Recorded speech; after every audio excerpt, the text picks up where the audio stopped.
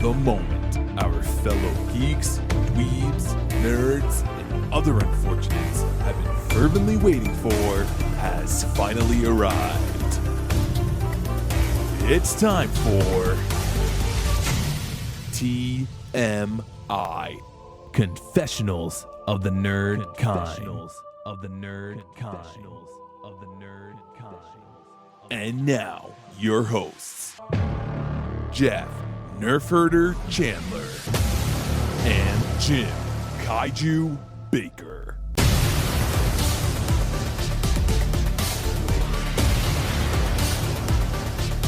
And now, let's get on with the show. Here is TMI. I was throwing a curveball a little bit here. My Regal decided to change their screening times. All week long, I had it in my head. There's a 10:40 showing on Saturday morning. It's not even a mile down the road. All right. Had the whole family on board. We were all going to go. We were all in. And then I woke up Saturday morning. I double-checked times. And lo and behold, there is no more 10:40. There was nothing until 6:30. And I'm like, what? They must have doubled down on Minecraft. Yeah. Because I'll tell you, when we walked out of the theater in Palisades, there was about 50 people in line. And I'm assuming they were all there. They were all kids, and they were all there to see Minecraft. Yeah, it was the first time, and welcome everybody. We're already in. Yeah, sorry. They're like, wait a minute, did we pick up on their phone call? What's going on here? Mythical beasts, and no, Carol Kane from the Muppet movie has not entered our studio. Mythical. Myth. Excuse me, myth. Yes. Myth. Yes. Unicorns. Yeah, we're doubling down on the unicorns. As a matter of fact, we're actually going to triple down because wait till you get to my concession treat. I entered the theater. My Regal at least did not take away my morning showings of Death of a Unicorn is our main feature this week. That was very magnanimous of them. But it maybe was the only time I was kind of glad to see a huge line because I knew none of these people were here going to be in my theater. Yeah. Like, all right. I'll just, actually, when I first checked the Palisades, there was only one seat taken. And I said, boy, if I get there and it's Cinema Mike again, I'm going to have to laugh. But no, there was quite a few people in my theater. Oh, yeah. Only two other people in my theater. Oh, wow. So it was kind of empty. And it was already relegated to the small theater all the way at the end of one of the hallways. The same here. It wasn't one of the big theaters. And of course, now you get to pick your seats. But I'm not as familiar with the AMC lineup, and you got the big wide chairs with the that extend out and want to put you right to sleep. And so we picked the two chairs in the back, and I'm like, well, it's not a big theater, but I guess I didn't realize it is stadium seating. So you are kind of, when we first sat down, I'm like, oh, we're as far removed from the screen as possible. But once the movie starts, you kind of lose that. You're not paying attention to all the chairs in front of you. But I'll tell you, as much as I love my Regal because of the convenience, boy, those AMCs, not only the screens, but the surround sound. My Regal doesn't even have the seating that AMC does. So it's only regular movie seats. Yeah, that's all. I wish I had unlimited resources, because I would take over two of those screenings over here at Regal and convert them into more like an IMAX. I don't even know if it's possible, but I would do it. We talk all the time about the movie-going experience. We're going to talk a little bit about that as well in our news item. There was a 4-day event that was recently came and went, and I had no clue what it was. All right. Well, let's get into it. But before we do, the second feature is the director's cut. Now, we have to make a correction from what we said we were going to cover last time. We assumed we were getting the European cut of Legend, the this is confusing classic. What, in fact, we watched is the director's cut, which is different than the European cut. But this Ridley Scott someone needs to rein this man in. Yeah. Because just like Blade Runner, there's 4 different cuts of this movie. And apparently the European cut is only available over there. It's not on the DVD. So it's not even the American DVD. It's not even, and they're all different runtimes. Yeah. So you're like, oh, this has additional footage in it, this ultimate director's edition or whatever, which is what it was called on my disc. And then you watch it and you're like, wait a minute, but it's missing stuff as well. Yes, this is true. This is true. Wait, it's like I have to go back. Now, if anybody who's listened to this show for any amount of time or have gone back into our library, you're like, wait a minute, didn't you cover this movie already? Yes, we did. But it was the US theatrical. And you have to go all the way back to episode 65. And I had to go back just to listen to see what I gave this movie, just so I could fairly grade it against this director's cut. So it's two different movies completely, but there may be some overlap. I didn't go back and listen, but maybe some of my comments will be the same. So if you listen to both episodes, I apologize. Well, that's the thing is I'm going to bring up the same points I did in the first movie. Yeah. So, yeah, apologies for that. But it is a fun exercise because that Tangerine Dream score, which is in the U.S. theatrical, to me is so synonymous with what this movie is and where it's entrenched in my memory. And that's all gone. And that's gone. You're getting this Jerry Goldsmith score, which was the original score that they scrubbed and then scrambled and replaced with Tangerine Dream. But if that's all you know is the Tangerine Dream, because everybody, I don't know if you watched the bonus on the DVD or not, but in the making of, everybody, at the end of the hour-long making of documentary, they address both versions or the multiple versions. Yeah. And they're always like, well, I like both, the scores. Yeah. But we only knew the Tangerine Dream version and loved the movie based on that version. Correct. Yeah. So seeing it so many times, it becomes ingrained in your head that there's something wrong when it's not there. Right. Just ask Tom Cruise. He'll tell you. He's not a big fan of the U.S. version. So anyways, we'll get there. So let's do a little bit of news and then we'll dive into Death of a Unicorn. All right. We can't start this episode without at least acknowledging the passing of Val Kilmer. 65. Batman. He was a Batman. Batman forever. Only once was he Batman. Not quite forever. No. Well, I mean, he's up there. He's in the celluloid. He's part, but to me, he'll always be Iceman from Top Gun. Obviously, we have covered Top Secret, which was one of my favorite movies.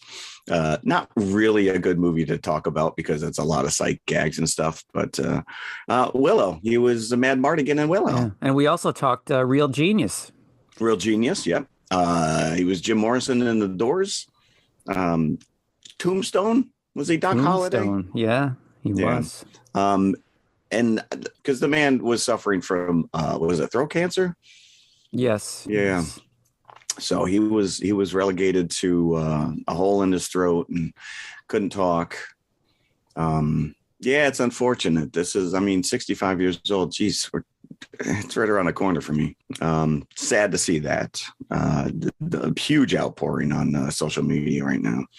So, but I want to talk about this as well. We just talked about our movie going experience. And are you familiar with this CinemaCon? I've heard of it. Is that the one that's for theater owners? Yeah, so it's basically open to professionals involved in the motion picture theater industry. You're talking like exhibitors, distribution, marketing, publicity, advertising, social media, cinema equipment, and concessions. And it's a 4-day event. So the studios are selling their wares to the exhibitors. Right. Yeah. Here's the movies that are coming out this year. And this is why you should carry it in your theater. Because, unlike the Regals and the AMCs, you talk about your little mom and pop theaters and they have to be a lot more judicial in what they want to screen. They're very dependent, I would assume, on box office take. And, if they get a cute little movie like this, Death of a Unicorn, that may or may not draw people in, could affect your bottom line. So you got to, do you just stick with the big blockbusters? But what I find weird was that this is a 4-day event, and yet nothing I read about talked at all about upgrading theater experience or giving these theater owners any kind of option to bring people back into theater other than to just say, here's all the movies we have coming out. And I thought that was really kind of like, well, if I'm an exhibitor or if I'm in the concessions part of the industry, like, how does that help me sell more popcorn? Other than, we're going to release a limited edition Tron's Aries popcorn bucket. Well, wouldn't that be on the theaters themselves to upgrade, like, the physicality of the theater? But again, if this is driven specifically to people who own and distribute and market these movies, and the equipment, you would think that there'd be some larger force back there going, hey, listen, you remember when film was trying to be replaced with digital, and that was a huge push. And it was like George Lucas who was out there going, you need to upgrade theaters. You need to take this next step, no matter what the cost is. In the long run, it's going to pay off. And I just don't see that next level of technology. It's probably in a holding pattern because they know none of the theaters have the money to do it. So it's like, get them back on their feet first. Yeah, I just thought it was interesting. But there was a lot of movies that were screened. And two of them I thought were very interesting. So we had discussed Prey, which was this out of the box, out of nowhere Predator movie that takes place in the Old West. And it dropped on Hulu, right? It didn't even, because it was right during COVID. So it didn't receive a theatrical screening. Right. And it was almost like if you didn't see, like, it was a throwaway, like, oh yeah, by the way, this is a Predator movie. And I remember that we were blown away by it.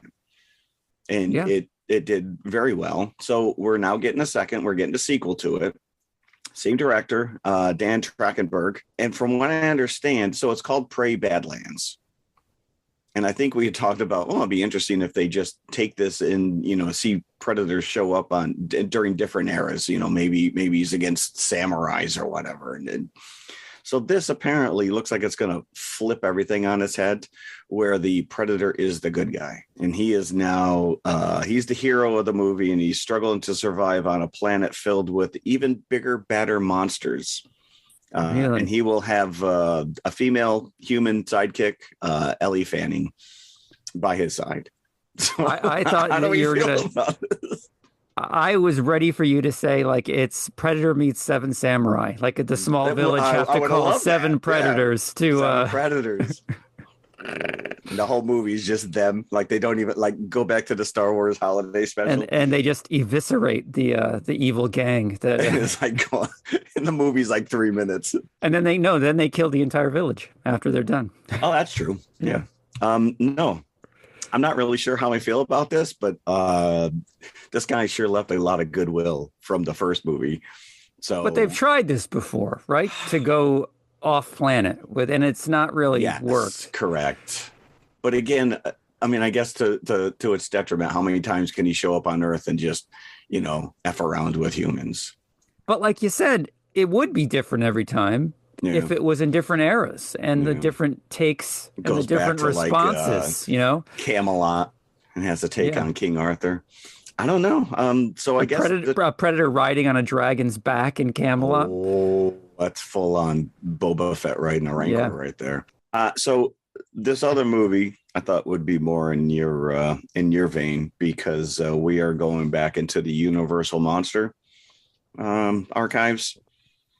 Maggie Gyllenhaal is directing a unique take on the Bride of Frankenstein story, starring Jessie Buckley and Christian Bale, just called The Bride, which I think we've seen before. From what it looks like it's a blend. It's being referred to as a blend of Sid and Nancy, Natural Born Killers, and Bonnie and Clyde. This, I have seen a bit on this. I've seen a photo of Christian Bale as okay.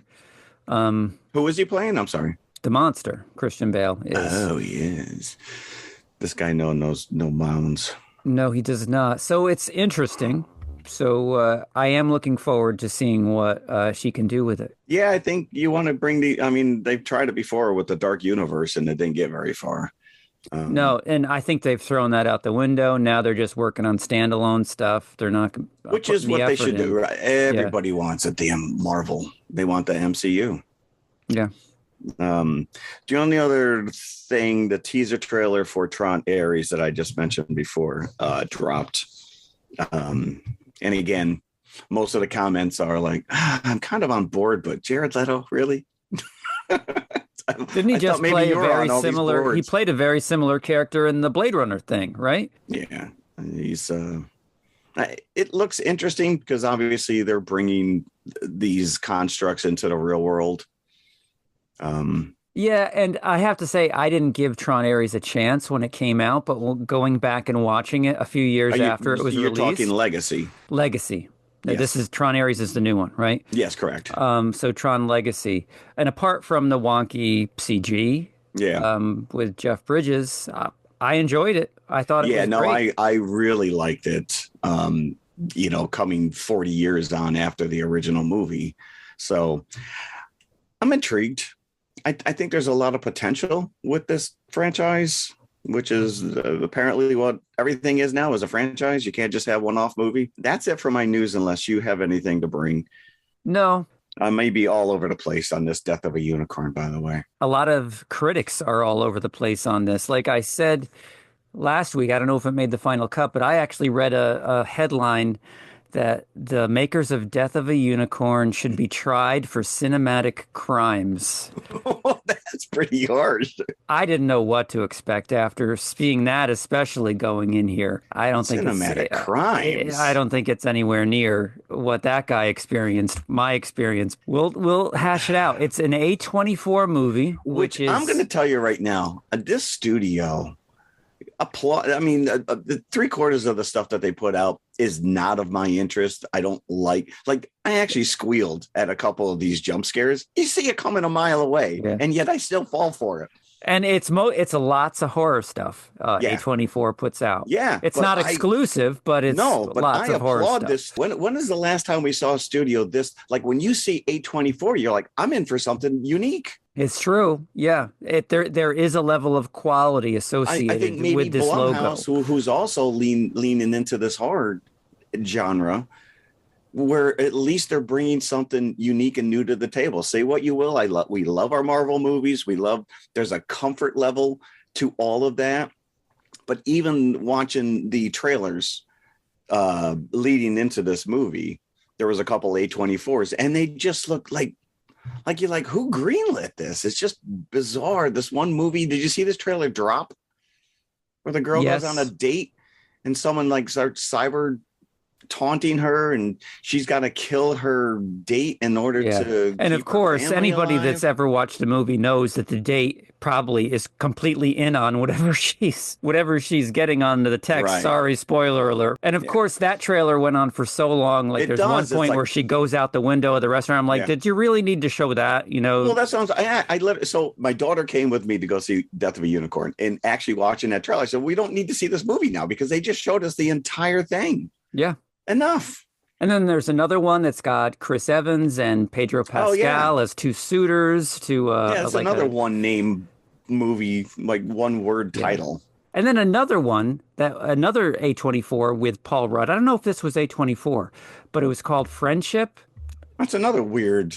It was weird, and all these quotes were flashing on the screen, the most hilarious movie ever, but the trailer wasn't that funny to me. No, I know. Well, that's why I thought, because the first one says, master of horror. And then the quotes were like, this is the funniest thing I've ever seen. And you're right. You're watching this going, this doesn't look funny at all. No. Which maybe is a complete misdirect, which is great. If that's the case, get me in the theater and then subvert all of my expectations. Yeah. Unlike this movie, where I think you walk in knowing exactly what you're going to get. Yeah, there's no surprises here. No twist ending. And as a matter of fact, if you've seen Legend, and I pat ourselves on the back for pairing these two, right. Because there are a lot of parallels here. The main character's name is Ridley. Come on. Oh, I know. Yeah. Well, that's Ripley. She could have been Ripley too, because there are some blatant Jurassic Park vibes. You definitely get some alien vibes going on here. But I also was getting Ready or Not vibes. Yeah, There's yeah. The only thing it was missing, I think it would have been perfect if when they actually sawed the horn off, it should have started snowing. That would have been yes, yeah, complete. Yeah. right.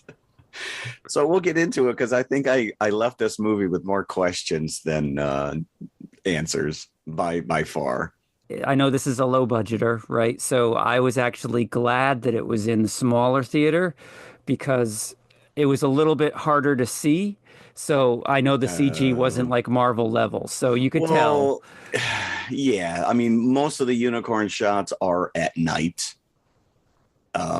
except when you get to the end, because obviously they're being chased throughout the night into the next day. For the most part, yeah, the baby unicorn is questionable. So, but we'll get in there because, like you said, it's an A24. I don't know who this director is, Alex Sharfman, and I think this is the first thing that he has directed.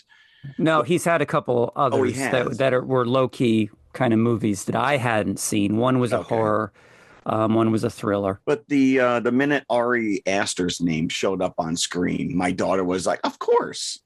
So this guy is, I guess, executive producer, but his name is attached to Hereditary, Midsommar, and Sasquatch Sunset. Oh, So he's got a bit of a pedigree about him, and I guess this kind of falls right in line with the stuff that he's done in the past. But yes, we're immediately introduced to Paul Rudd's character and his daughter, who are on an airplane. And it's established pretty quickly that they have a very rocky relationship. yes, because the daughter, right away, the daughter on the plane falls asleep and puts her head on his shoulder. And he is very surprised by this. Yeah, And he and he's- doesn't and want to he's- break the moment because he drops his papers and he's trying desperately to get them. So that was a nice established. You knew these two characters just from that. Yeah, I just wish that he had stayed that kind of bumbly doofus because Well, he was an idiot throughout the movie, but not Yeah. like a likable idiot. He was No, just like he needed a slap in the head for most of This may it. be the most unlikable Paul Rudd has ever been on screen. And that's saying, I mean, listen, he's very charming. But in this role, he is nothing short of a deadbeat dad who you find out mom has passed away. You never really figure out like how long ago this has happened, but the daughter went off to college. He has requested that she accompany him to this retreat for his. Yeah, I wasn't quite sure, who he even was, if he was a lawyer or worked for a pharmaceutical company or what. But he's basically, without getting too much into detail, he's been invited to his boss's estate, his elderly, sickly boss's estate. Company has sent him there, and he's got to get a signature. So he's kissing everybody's ass as soon as he's there. And family means a lot to these people. So they've invited him and his daughter to get to know his family. So he just wants her to act normal. And this kid is anything but normal. She doesn't want to be there. She has no respect for her dad whatsoever. And yeah, it's very apparent that he just wants to put on a good face for this guy, this family. And they get the rental car from the airport. They are on their way. The guy lives in a nature reserve. So I was convinced that they didn't go where I thought it was going to go because they kept focusing on the Leopold Nature Reserve signs and everything else. Yeah. So I thought that the family would have been in on whatever was roaming the woods. Exactly. Especially if you're a pharmaceutical company and you have a magical creature that has the blood is an elixir to heal. Even if you don't know the full lore, I mean, obviously Ridley's, she does a deep dive on the history of unicorns, but yeah, you're led to believe, like, how is it that these people lived here? They're on this preserve and don't know that these creatures exist. Are they that disassociated with their outside world? They're that, are we just led to believe that they're so self-absorbed that they've never heard these creatures out at night? Yeah, because as soon as Paul Rudd and his daughter arrive, they start making noise because Paul Rudd hits the baby unicorn. You don't know it's a baby at first, but They hit something because they're arguing in the car and hits the animal. They lose power. They lose power. They literally go through like an X-Files moment where the signal on their phone goes out, and you find out this is one of these powers whenever these unicorns are around. So they've never come in contact with this family or anywhere near this house that is on this giant preserve. Like you said, they go out of their way to show you the sign, to make mention of the fact that this is a private reserve.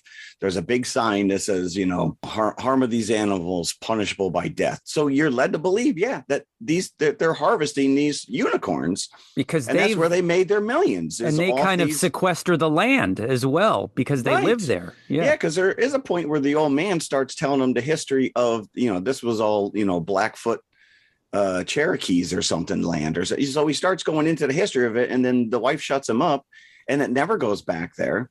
So you don't understand. You never get a sense of where these unicorns came from, how they've been there all this time, and how these people didn't know that they were there. Yeah, because they hit this thing, and it's still alive in the road. The poor animal.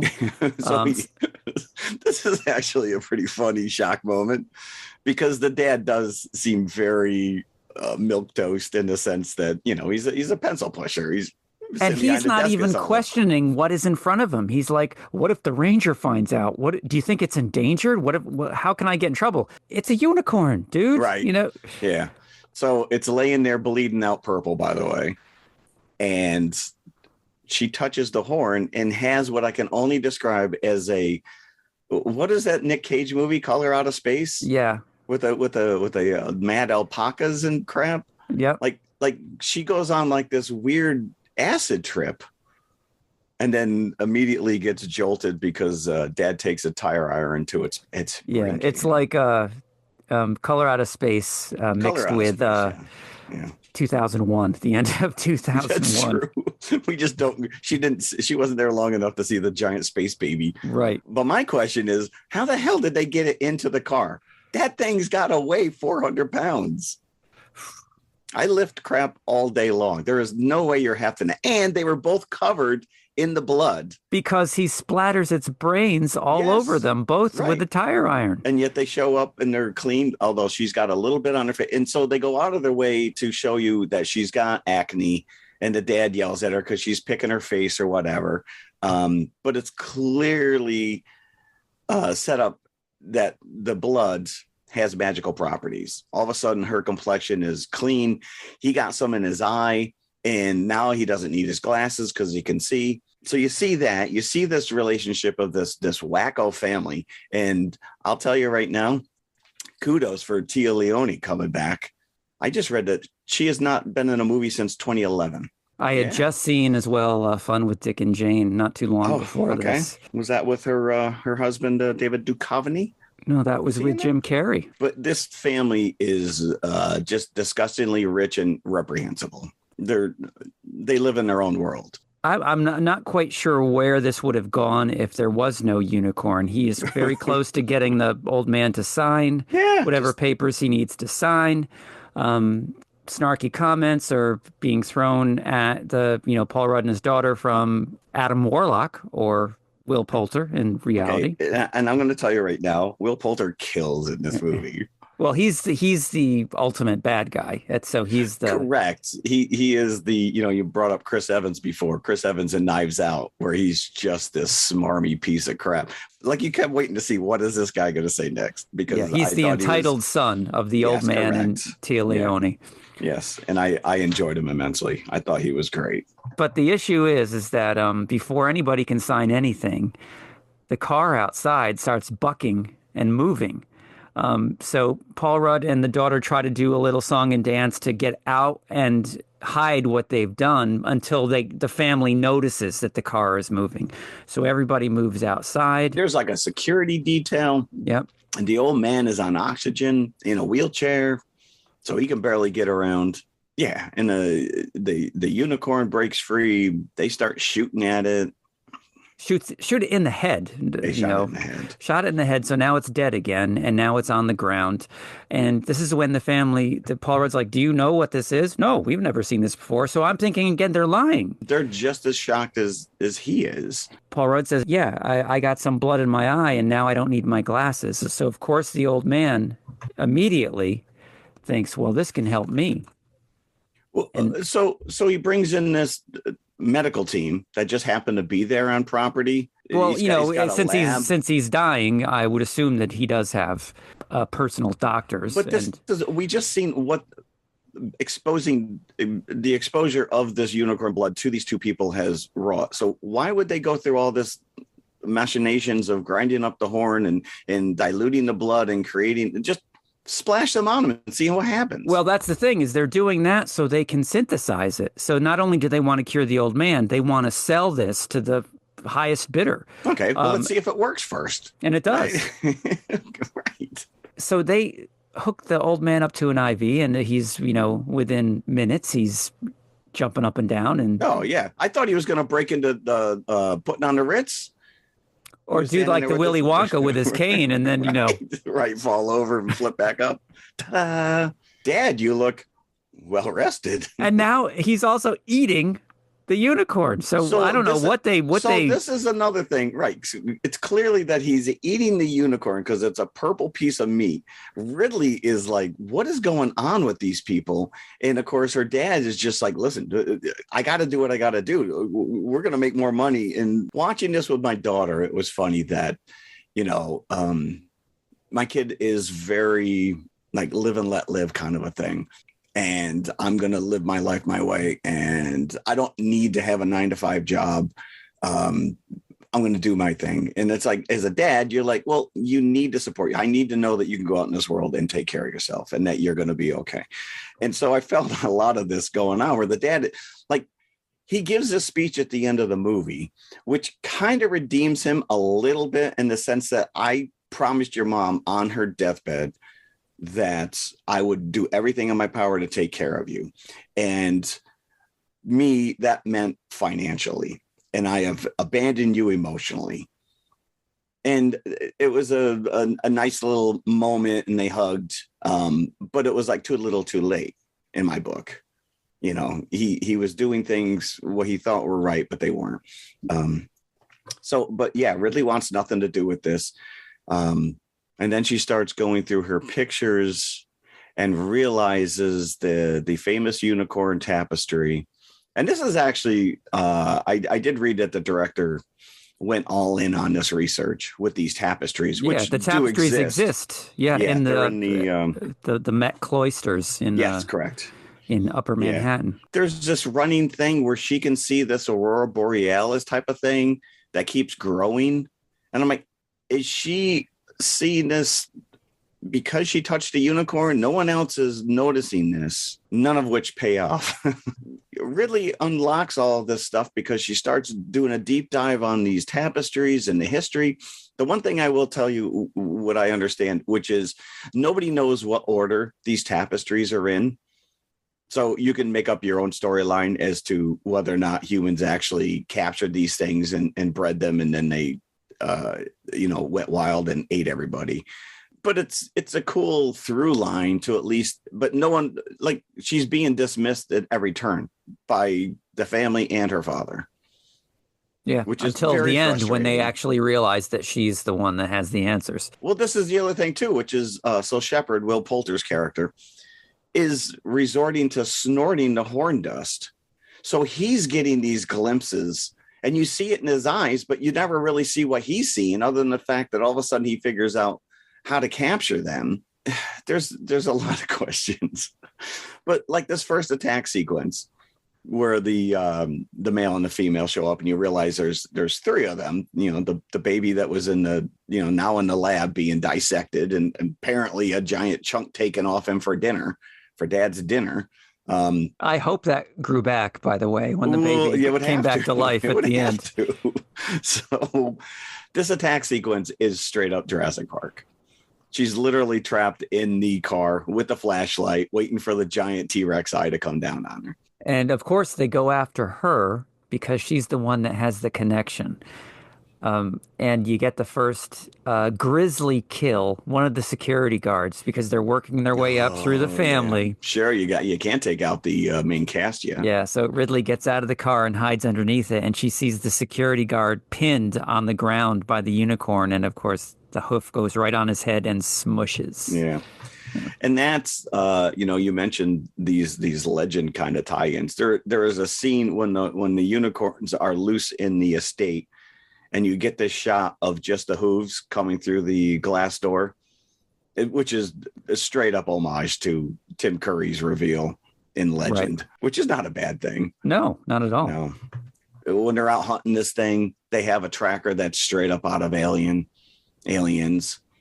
To the point where I think it even was the same beeping sound, which is fine. This is a horror / comedy. It's quirky as all hell. Not as funny as you would think. The one person that we haven't even talked about is the butler.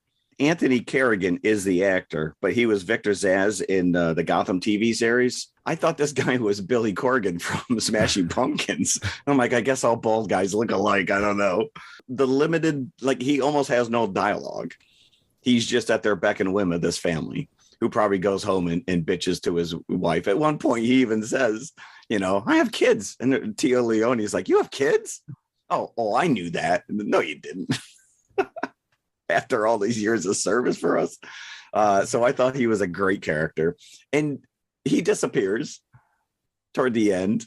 And you're just like, oh, you want to see this guy? Like, he does bring the police at the end of the movie, but it's like, I wanted to see a little bit more of him. They managed to saw off the horn of the baby because even as they're getting attacked, they're still holding on to this idea that, okay, they can't replicate whatever magical quality that the unicorns have to heal people, but they can use what they have and sell that to the highest bidders. And it's actually a very uncomfortable 10-minute scene where they're just all on the phone brokering these deals. And it's like, they're not trying to save humanity. They're trying to save the 1% and line their pockets. Yeah. Yeah. Where have we seen that before? So, and they're trying to move the unicorn from to another facility so they could better break it down, I guess. And that's when one of the scientists gets impaled. There's a nice ET, little enclosed tunnel that they're wheeling the unicorn through. Why'd they need that, by the way? I don't know. They weren't in hazmat suits. Well, they were in hazmat suits when they first grabbed Elliot and the guy's name is Elliot. An ET reference. Yeah. And Ridley. Yeah, Ridleyscott. The one thing I'll say, which is the male and female unicorns are nicely realized. They're not just your standard horns. I mean, these things are just ribbed for her pleasure. And boy, they can just eviscerate. There's that scene, like you said, where they take out the doctor and there's just a gaping hole in this guy. And you just see Paul Rudd standing there with his face wide open. But the girl, the doctor, she was in Save Yourself, which we covered. She was also one of the lady wrestlers in the Glow series on Netflix. The minute I saw Sunita Mani. Yeah, but again, she meets an untimely demise. She literally gets taken in half.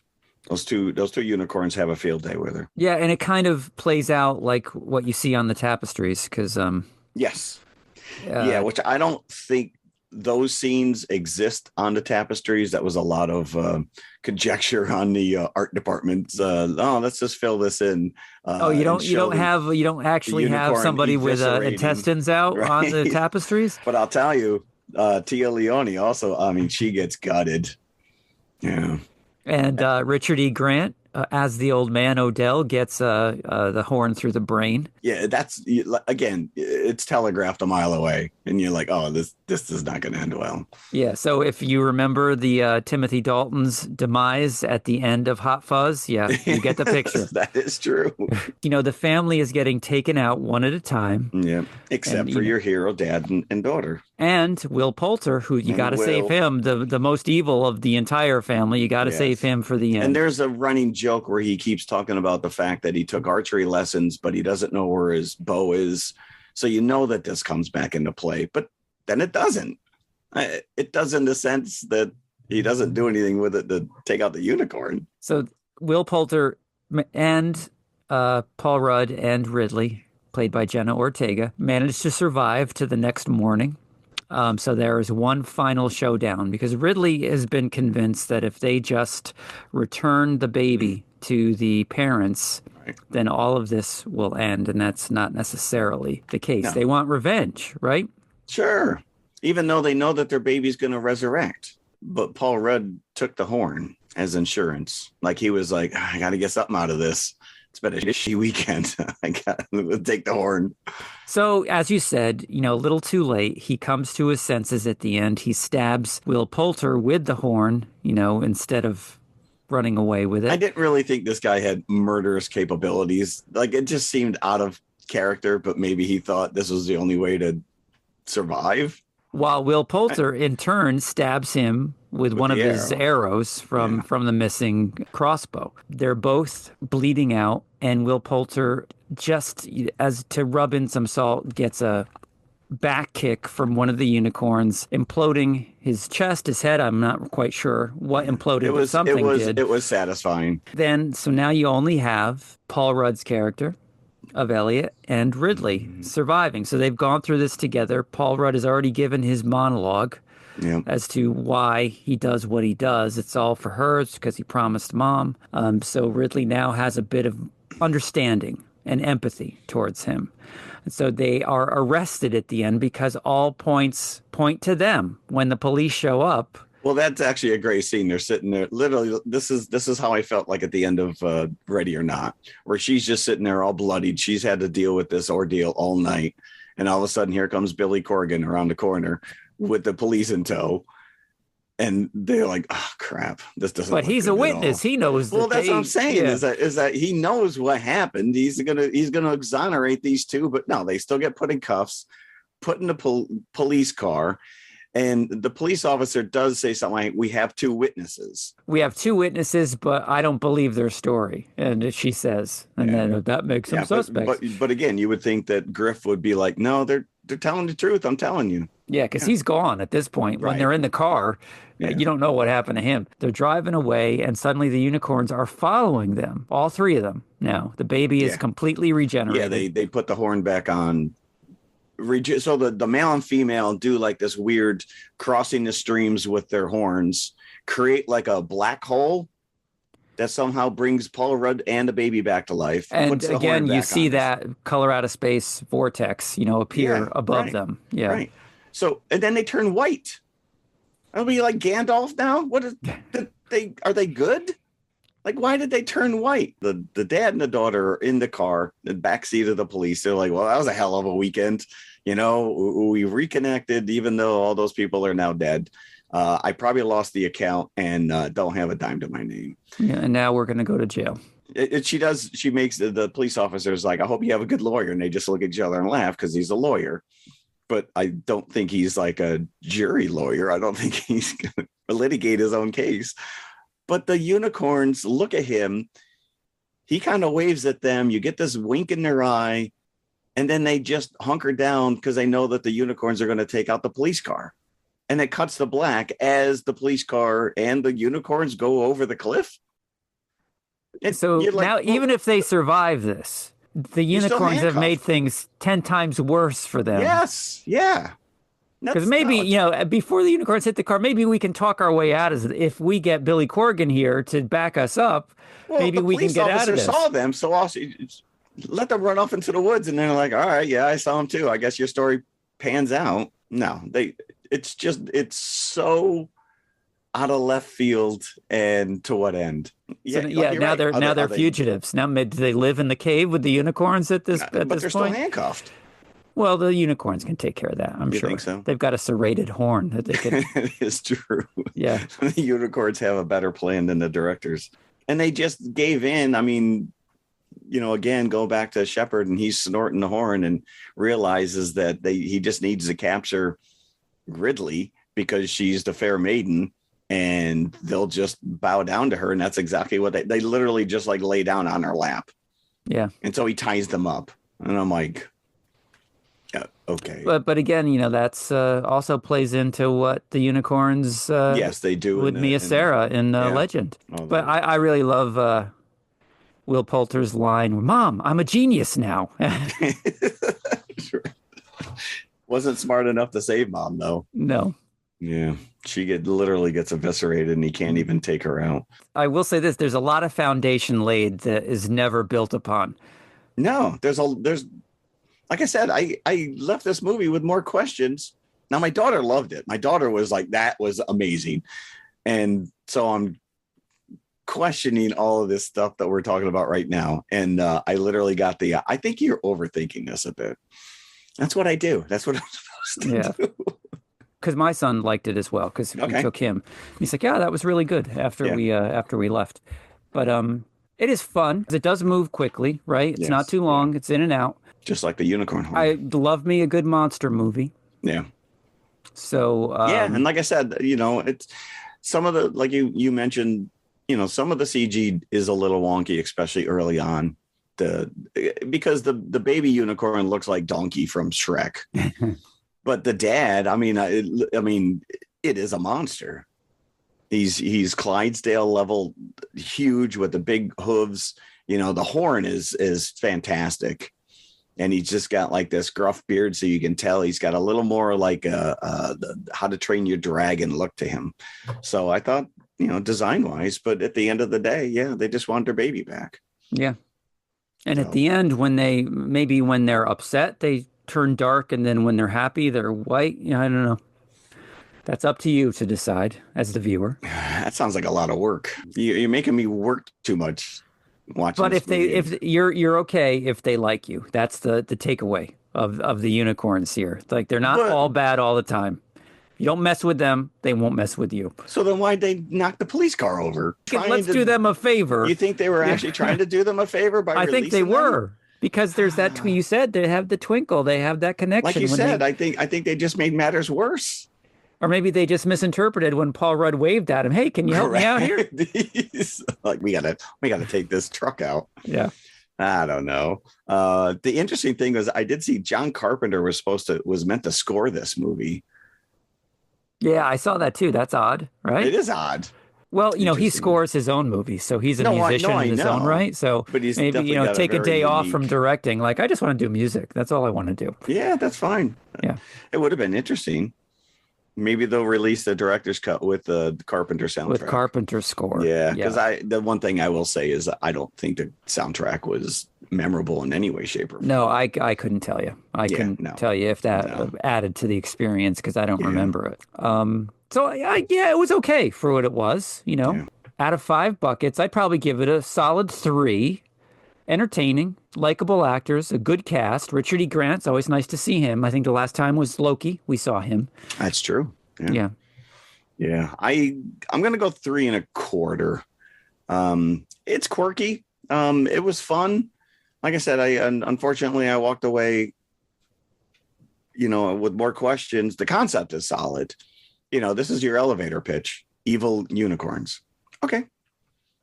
But crime against American cinema? I don't think so. I would like to see more on why they thought that. The one thing I will tell you, we're going to get into it with the backup feature, is the use of humpback whale songs for the unicorns in Legend. And I don't know if they went that route here, but they do have like some weird, like they do whinny like regular horses. Yes. But they did have a weird quality that does sound a little bit like a whale. So I don't know if they were leaning into that. But it dawned on me, unicorns are just land narwhals.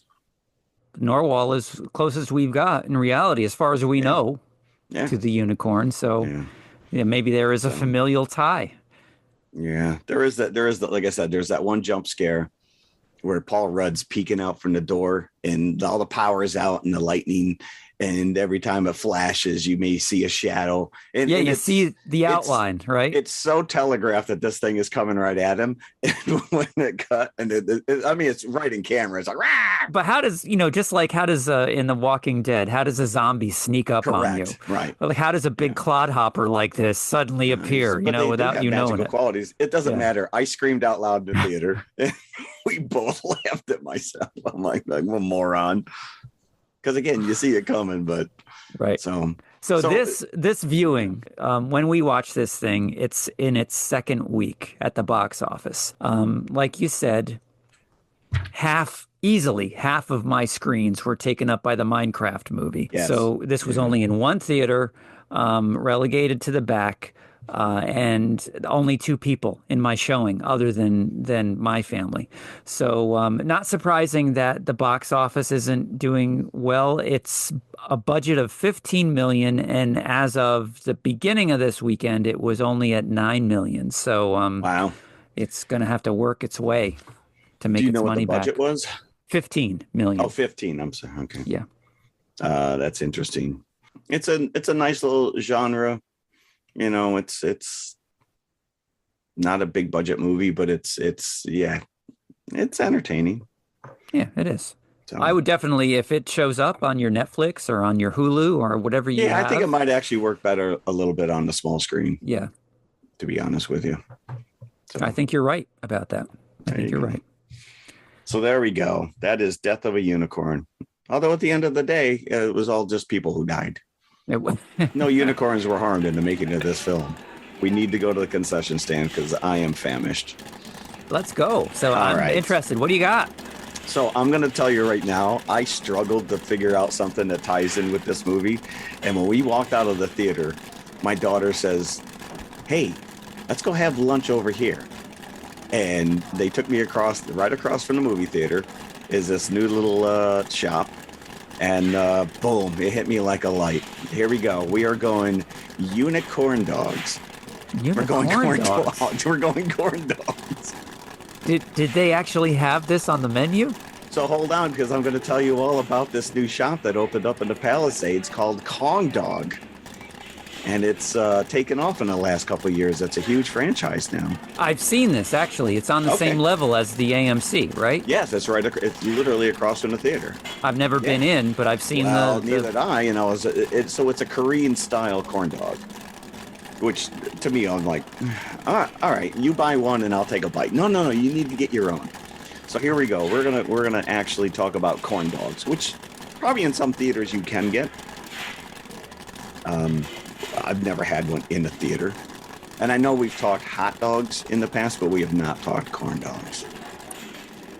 But once I realized the unicorn in corn dogs, I was like, oh, I'm in. And they look like unicorn horns. They do. You know what I was thinking you'd go with? What's that? Bugles. Oh, that would have been freaking genius.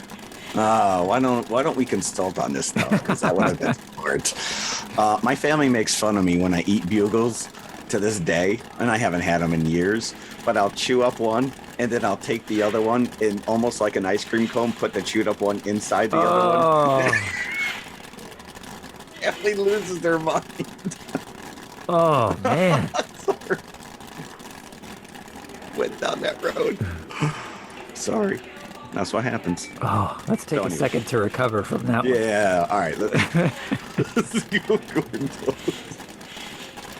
It just went from a concessional to a confessional. Yes, I eat like an animal. So corn dogs. I think we all know what a corn dog is, but just in case you don't, it is a very popular fried food on a stick, which likely originated with German immigrants in Texas in the 1920s.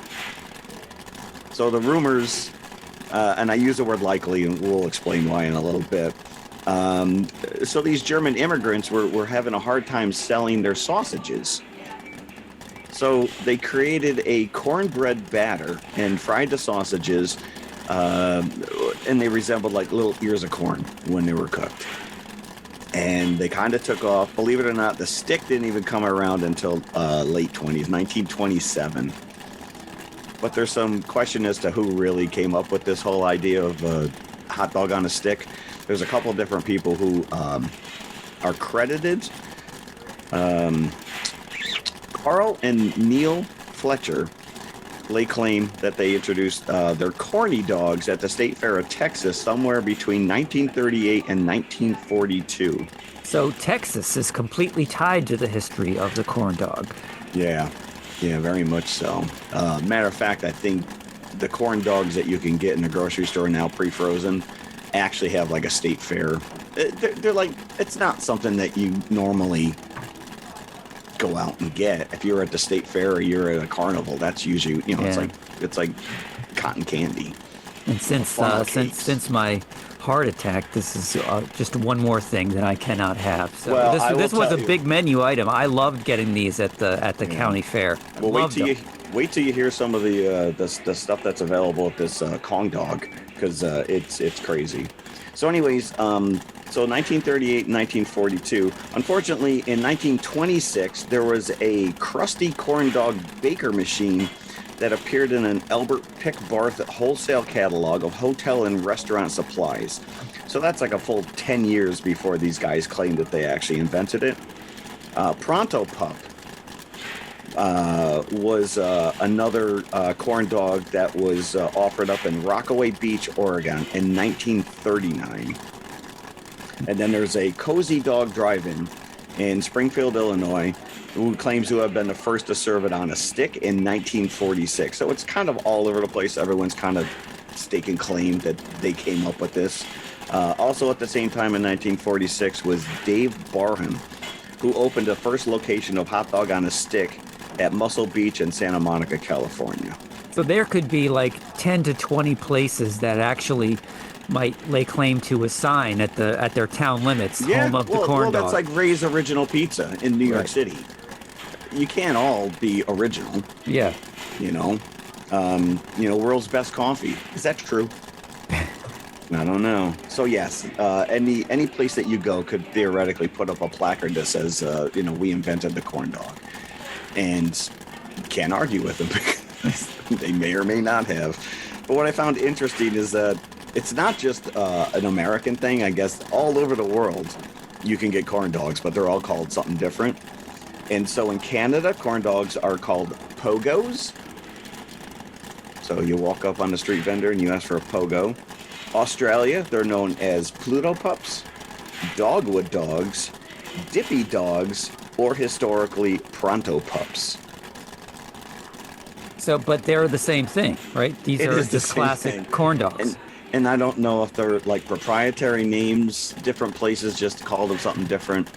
The name makes sense to me because it's like cornbread around a hot dog. Yeah, no, that's literally why and it looks like an ear of corn. Yeah. Before you stuck it on a stick. Right, it's cornbread. In France, the term beignet de saucisse is used, which literally translates to sausage donut. And that may be my favorite one.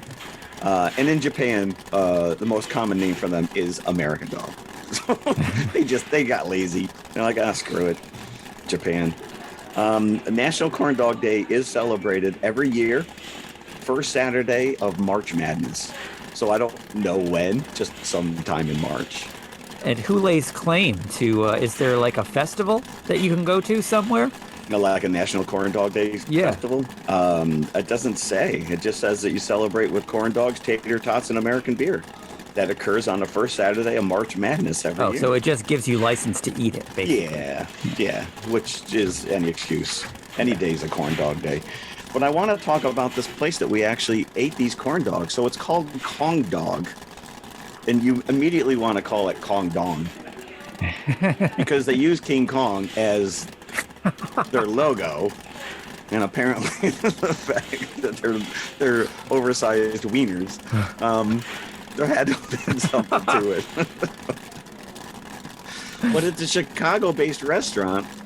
It's a Korean-style corn dog, but there's all these different fillings and toppings that you can get with these. So this is not a one-off place in the Palisades. No, this is a franchise now, and I guess it picked up a lot of steam during COVID via TikTok. 2020, I guess it took off. It became massively popular. One little shop that was in Glenview, Illinois, opened in 2021, and within months, they opened a second store in downtown Chicago and currently have 14 locations throughout Illinois, with 35 franchises in total, mostly in the Northeast. So you're talking like New York, Pennsylvania, Vermont, this area over here. But here's the flavors. So you can get a potato Kong dog, which is crispy bite-sized pieces of fried potatoes on the outside. Nice. You Okay. same, which is a sweet potato. So it's just a sweet potato. Churro Kong dog. Oh, There is a ramen Kong dog. ramen Kong. So How does it's that like work? it's like deep fried ramen pieces that get mixed into the batter when you Like the fry it. noodles? The noodles, correct? Yeah. But like broken up noodles, literally like you opened up a packet of the homemade ramen. I don't know if they're crunchy. I would assume they're crunchy. Rainbow Kong dog, which is, they said it's coated in fruity rice puffs, but I'm guessing it's fruity pebbles, which is interesting. And I don't know if I Oh, want. so it's not just food coloring in the corn dog itself? No, they're rice puffs. Oh, okay. There is a spaghetti Kong dog, so it's sprinkled with Parmesan cheese over marinara sauce. These all sound amazing. I want them all. Because this is the one I got, which is hot Cheeto Kong dog. Oh, Which is sprinkled hot Cheeto crumbs over drizzled spicy mayo. So that was my go-to. They also have a sweet chili Dorito Kong dog. now and then after they have- you ate that, did you see the color out of space? Like, He did drip out. I was dripping big time. So there's this other one, and I don't even know what this is. This is where I think the Korean kicks in. Injolmi Kong dog. So it's sprinkled injolmi powder, which is toasty yellow bean powder with drizzled condensed milk. So these are just the outside coatings. Here are your options for the inside. You can get a whole beef sausage. You can get a whole mozzarella stick cheese. ooh, You can get half beef, half mozzarella. The problem with that is that it's literally half of the top is cheese and then the bottom is the meat. So it's not like an even ratio. You start Right. with a melted cheesy stick and then you end up with the meat. There is a whole chicken sausage and there is a whole plant-based sausage. So they are covering all their bases. And I will tell you, this place was hopping. is there room to sit down? I don't remember. There's a couple little tables. It's pretty small, and they did ask us, for here to go. And we're like, we'll just take it to go. And they have the little boxes that, like if you bought a hot dog at 7-Eleven, it's like a little tray, like a little cardboard box that the Yeah. hot dog comes in. Yeah. But there's a slot for the stick at the end. So Oh, the stick sticks- so it the comes stick out of the sticks box. out. Yep. And I will tell you, there was a family that came in right behind us, and there was two little kids. I mean, like little kids. And he goes, "You get two each." And I'm like, "I can't even eat two of these." And he's little kid. I wanted to stay there and watch. Each these kid kids eat gets these. two? Each kid get two of them. I think he was just hedging his bet that there would be leftovers. And that, yeah. Why don't you get something different from what Daddy wants? Why don't you get that one? I don't want that one. So I want the rainbow. They probably both wanted the rainbow. I don't know if I need the rainbow. That sounds a little much. So there you go, corn dogs, and this Kong dog is just taking off. They're pushing for 200 franchises by 2026. Well, I'm glad to hear that there's some success coming out of this mall. Obviously, it's the Palisades is still going strong. It's not like a dead place. It was hopping. I will tell you, we also stopped in at Newberry Comics, one floor below, and there probably was 100 people in there. It was, I don't know if there was some event going on at the mall. It seemed like there was kids coming in and out of birthday parties. There's a lot of food vendors upstairs.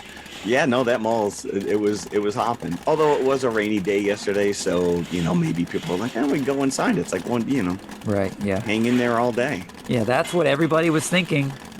But they were going to see the Minecraft movie in my Regal. There were a lot of people online, and I can only assume they were all there for Minecraft. Yeah. I did see they make action figures of Jack Black. I as saw his that character. too. I'm With just like, his who bulbous wants- stomach. Yeah. Yes, who wants to play this character? Who wants to play with this guy? Oh boy. So yeah, there you go. Corn dogs. Corn dogs. Unicorn dogs. Next time we do a unicorn, we'll do bugles. Okay, that's such a missed opportunity right there. Yeah, I almost went with the closest I could get was what was the juicy fruit gum with the zebra? The fruit stripe gum. Fruit stripes, yeah. That was it. That was the only horse. Yeah, that would have been a good one too. Yeah, but now once we ate the corn dogs, it was like a light bulb went off. So I said, all right, we're going corn dogs. So don't recommend that you eat them in the theater. They're a bit heavy. And they're probably very crummy as well. So I think crummy, that your staff would appreciate if you did not. Well, that's why you keep it underneath. You keep that little tray that they give you, a little carry tray. I will tell you this though, scalding hot. Literally right out of the fryer. Well, you need that stick then. Otherwise, you're burning your fingers. Yeah. The cheese was a little much. So let's do this. Let's go. Legend. 1980. So was 1985, is that when the director's cut came out? Or no, that came out? The European cut. The director's cut did not see the light of day until 2000 when it was first released on DVD. That's crazy. So, but yes, Legend was first released. We could say for purists that Legend first came out in 1985 in Europe. Yep. Okay. It didn't come out until 1986 in the US because they had to cut a new version and do a whole new musical score. It's only like 5 minutes shorter than the European version. But as you said, it's got stuff that's not in the European version. It's got stuff missing from the European version.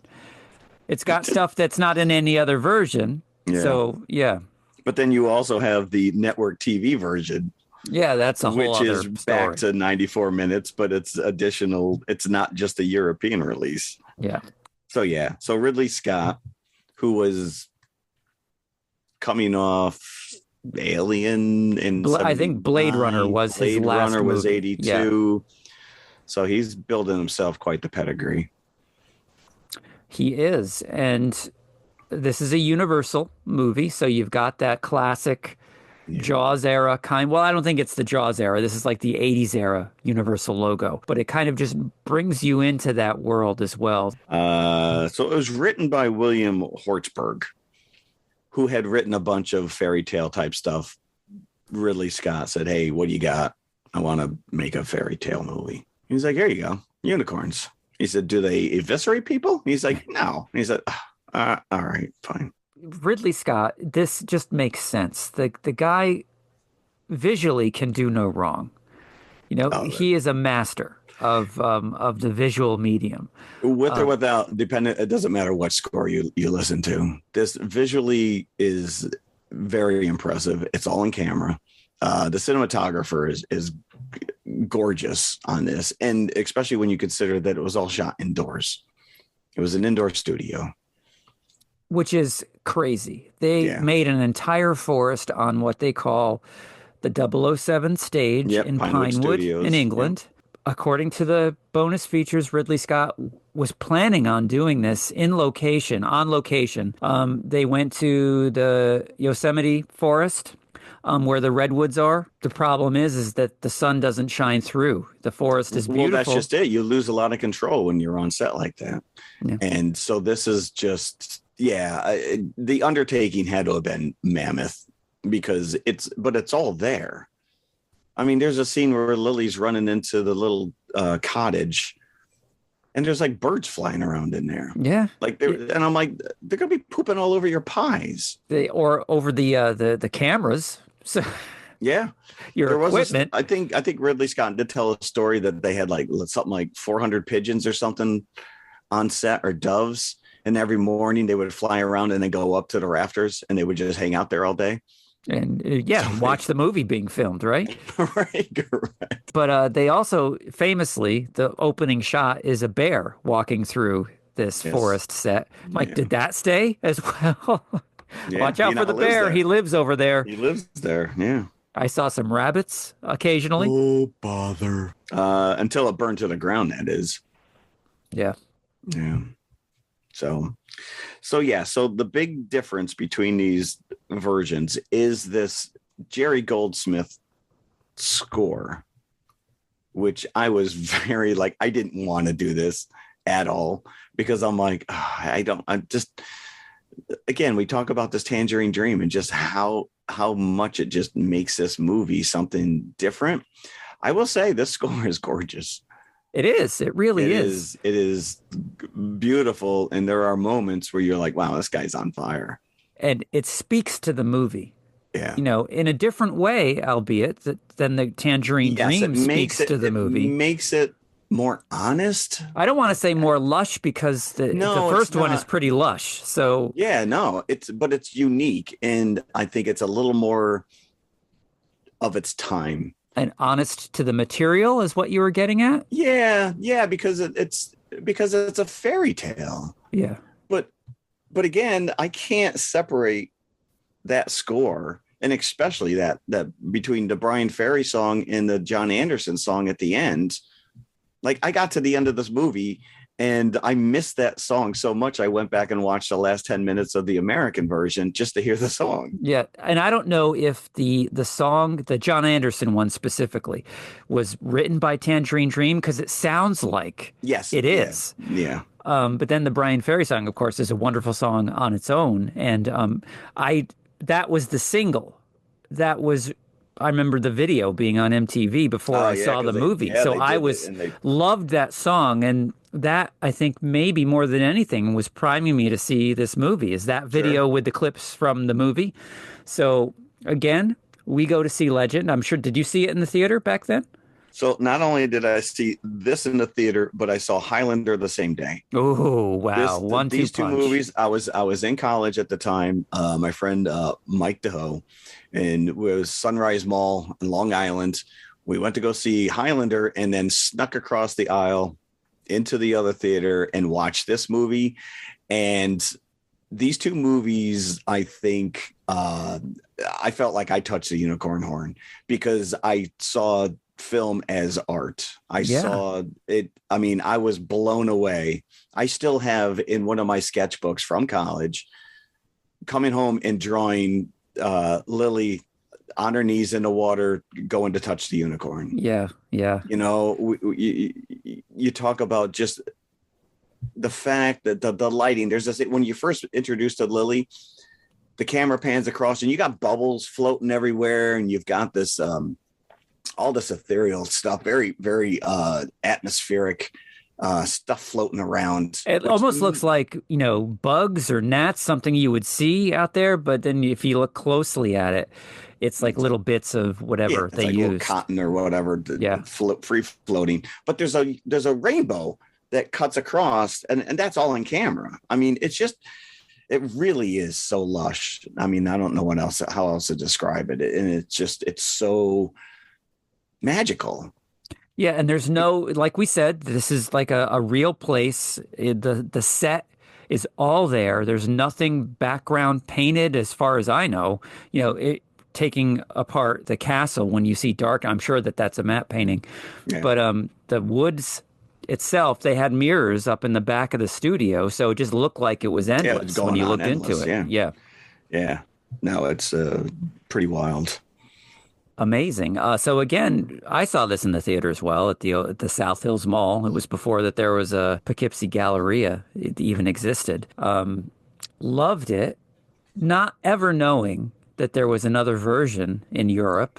I just thought this was it, and I was not wanting for anything more. This was fantastic. No. And then when it came out on video, of course, in the U.S., it came out as the Tangerine Dream version on the VHS tape. So that's what I watched endlessly, over and over again.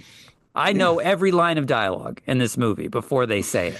So you probably had a better sense of what was different, because I'm watching this and I'm like, maybe I've just watched the director's cut a couple times, but that wouldn't be the case. But I'm like, I see things that are missing. I don't see, the one thing that's added in this version is her singing. Yes, that's completely taken away, because it's probably Jerry Goldsmith, right? Yeah, it's interesting, because this is the movie he originally made. And if you listen to Tom Cruise and he goes on and on about how much he hates this movie, and you're like, but you're out there doing your own stunts now, every Mission Impossible movie. Why is it that you poo-poo this movie so much? And a lot of it has to do with his father passed away while he was filming this, and he just didn't like the U.S. cut, because it wasn't the movie they originally made. So I have to go look, because I've never seen anything where he comments on this movie. So he's not on the bonus features. No, he's not on the bonus feature at all. But that's too bad. His dad passed away while he was filming this, so of course it's going to leave a bad taste in your mouth. That is his hair, by the way. That was the longest his hair ever was. So he would go on to Top Gun 86. Yeah, So that would've come out the same believe, year. yeah, that this Top Gun was almost immediately after this. Ridley Scott says that he was 22 when he filmed Legend. He's very young. He is very young in this. Yeah. But he had already been known as, in Risky Business, so he was in that. So he was already somewhat of a name. All the Right Moves, which was the football movie. And, a handful of others. I think he may have been like a smaller character in The Outsiders and, a few other ensemble pieces like that. But I think this is nice because if he was a bigger name, he's just one of the characters in this movie. Yeah. It's not his movie per se. I did find it funny that they had to find little people to make him look tall. And I guess it was Mickey Rooney was supposed to be cast as one of the little dwarves, and he was too tall. Because Tom Cruise is only like 5'2" or something. I don't think that would have worked. I think that's probably a good idea. Yeah. I think that would have been too much of a distraction, knowing that that's Mickey Rooney. Well, I mean, Billy Barty. You see Billy Barty, and it's Billy Barty. Yeah, you do. What but kind like of that's makeup he has on. But because he's a character actor. Yeah, because he's a character actor. But again, the special effects, the makeup, Rob Bottin, we've talked about him numerous times, and this look that he created for Darkness, Tim Curry, who he just eats it up as this character. Now that is the first big difference in the director's cut, is that he is not revealed at all. In the US cut, you see him. You see his face in the U.S. cut, sitting on the throne, talking to Blix, the head elf, or not the head elf, the head goblin. Meet cute there at the beginning. Is Blix. With a big finger. Yeah. But in the director's version, he is not revealed. He is held back throughout the entire movie until the end. Yeah. Where you get the big reveal when he comes out of the mirror. Yeah, when he comes out of the mirror. It's a fantastic reveal. And I don't think that seeing him a little bit up front takes away from that, because most of it's kind of in shadow. But it is, but I always questioned it, not knowing that there was another version, because throughout the rest of the movie, they take pains to hide him. Yes, like, correct. Why are you hiding him? I've already seen him in the first scene. Yeah. I mean, he's all over the movie poster too. So you're going to get him. And I'm pretty sure that he was pretty big in the advertisements when the trailers dropped. Tom Cruise is just Tom Cruise. I don't think I realized the one downside is that I have the DVD, and while that was probably really good for its time, the resolution is just not great. We're spoiled now. We are spoiled. I've got the Blu-ray. It's fantastic. It really is. I would. I had to go with what I had, but yeah. But the next scene that's markedly different is, and you already hit the nail on the head, is where you get introduced to Lily, and she's already singing her song as she's prancing through the forest to go visit. I don't know. First thing she does is put her laundry on the ground. Yeah, get out of my house. And she's like stealing food because the husband, I don't think you ever see the husband asleep in the U.S. version. It's just Nell in the U.S. version. No. And there's a baby there. There's a little cradle. These people look a little too old for babies, but not much else to do in the Enchanted Forest. And apparently she steals cookies, and that's never in the U.S. version, because she gives Tom Cruise cookies, because I'd never seen that before, the director's cut. Oh, that's interesting. I also, in the American version, you don't see her waiting outside the school for Ferris. But she's like covered in glitter. To this day, Cameron just annoys me. I'm glad this guy is not in this movie. He was a little too uptight for you? He was, Cameron? Yeah. I was like, somebody slapped this guy, especially. He was the voice of reason. He was beat down. Oh, poor Cameron. Not even in his own movie, he's getting slammed. Now, here's the thing, is that was it ever established in the U.S. version that she's actually a princess? Is that ever said? No. But I don't know if it's, without going back and rewatching both versions, like, it's clear that everybody wants in on Jack's pants. Like, everywhere he goes, he's getting hit on. Is he like the only available bachelor in the woods? Listen, he's rocking a pretty solid unibrow going on there. And I'm like, that's a bold choice. Since we're still in the cabin here, I love that visual with the clock, with the two figures coming out of the clock. Yeah. And then it turns to winter. So she's already got a premonition. So maybe she is a princess. That how else would she have seen that vision? Well, yeah, because in the director's cut, she's like, Nell says it's not every day that royalty comes to visit us. That is true. So yeah, she says that. Yeah. Yeah, because you don't see where she comes from. And you're not sure in the U.S. version is this her mom? What's going on? Yeah, no, she just comes into this cabin. That's what happens when you leave the door open. Stay clear of willow trees and old oaks. Don't eat any toadstools, Alice. Yeah, but she's off to see Jack. She wants to find Jack. And she keeps asking him in this version, which is not in the U.S., teach me rabbit, teach me rabbit. Yeah, that's a weird... So you'll assume that she means how to talk rabbit. Communicate. Yeah, he communicates with the creatures. Because you see, which is great, and I don't even know how they could have pulled this off, but that bird comes down, lands on his shoulder, and he kind of looks at the bird, and then the bird hops up on his head. So you get the impression that they're kind of communicating. Which is why can't he talk to the unicorns? Correct.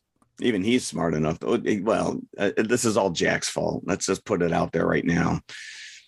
So again, in this version, Lily is seemingly much more manipulative. Oh, she is not as innocent as you are led to believe. Because she wants to see those unicorns. She wants to touch those unicorns. And she's singing to Jack. She's kissing him on the temple, so he'll go along with it. Yeah. Clearly, they've had this conversation before, and he kept blowing her off. And then he was like, well, today's the day. Okay. But you're right. The fact that the scene where they're crouched down and you've got the stream and you just see the horses in the background, the unicorns, and then they make their way. I mean, again, this is all like on a set. It's insane. It's crazy. Although I will say that this scene is not really on a set, because this had to be filmed after the fire that took down the set, which was like a gas leak or something. And they had filmed 80% of the forest scenes. So they had to scramble for other locations. So this was moved, according to Ridley Scott, this scene was moved to the garden in the back of Pinewood Studios. They had to add a lot of foliage to the garden to make it look deeper. Okay. Yes. But it was, quasi outside. All right. They fooled me. And if I go back and listen to our original review, I probably would have known that, but I've forgotten it. So it's all new to me again. But again, these horns on these unicorns, and you look at the bonus features, they're screwing them onto it's like a plate. Yeah. So they must have some kind of like a helmet that's completely hidden. Right. Again, no CG. This is all in camera. This is all practical. Yeah. And it's not like they're with Darkness's horns, because those things don't weigh anything, according to Ridley Scott. You can see them flopping around a little bit. You can't, especially at the end there where he's charging. The unicorn horns don't move. They're there, Which scares me, because these horses are prancing around and jumping up and down. And I'm like, they don't realize that these things are protruding out of their forehead. I mean, they could do damage to the other horse. Yeah, when they're screwing the horn in, you could just picture the horse thinking, a unicorn, really? I'm being typecast now. I can't get any other Western horse parts. Yeah, it's like, this is embarrassing now. This is just embarrassing. I mean, at least in Death of a Unicorn, they were completely CG, so they were all one and the same. But you're right. Yeah, they're on their back legs, and they're cavorting with each other, and they're very close to impaling each other. Poke someone's eye out with that thing. And like you said, they, whenever they're on screen, you hear the whale song. So which is great. And this goes on a little bit longer when Lily reaches out to touch them, because she sings the song to them to get one of them to come to her. Yeah. Which, again, you don't get in the U.S. version. Is the singing in the European version? Yes, because of the score. Yeah, because of the score. So I wonder if someone who's pure, saw this in the UK now looks at the Tangerine Dream and just be like, this is crap. Like, what did they do to this movie? Meanwhile, we love it more than the original. Than the original, yeah. Right. So here's my question, which is, did winter happen because she touched a unicorn or because they cut the horn off? I assume it happened because they cut the horn off, because when she says, again, a little manipulation, whoever finds this ring, I will marry, just to see if he jumps in after it. I get the feeling that she does this. And of course he does. So during that whole sequence, he's underwater and he's looking for it as the goblins are coming in on the unicorn. Yeah, because darkness sent them out to take these. I mean, that was just very serendipitous timing that she just happens to lull these things into being touched so they could shoot it. And this was filmed in Silver Springs, I think, Florida, where the water is so clear. And there's the famous story that as they're filming these scenes, there's alligators like not 50 feet away on the bank when Tom Cruise is in the water. That wasn't a stunt man. That was Tom Cruise. We're clear to go, Tom. Actually, they ate a stuntman. That's why he had to do it himself.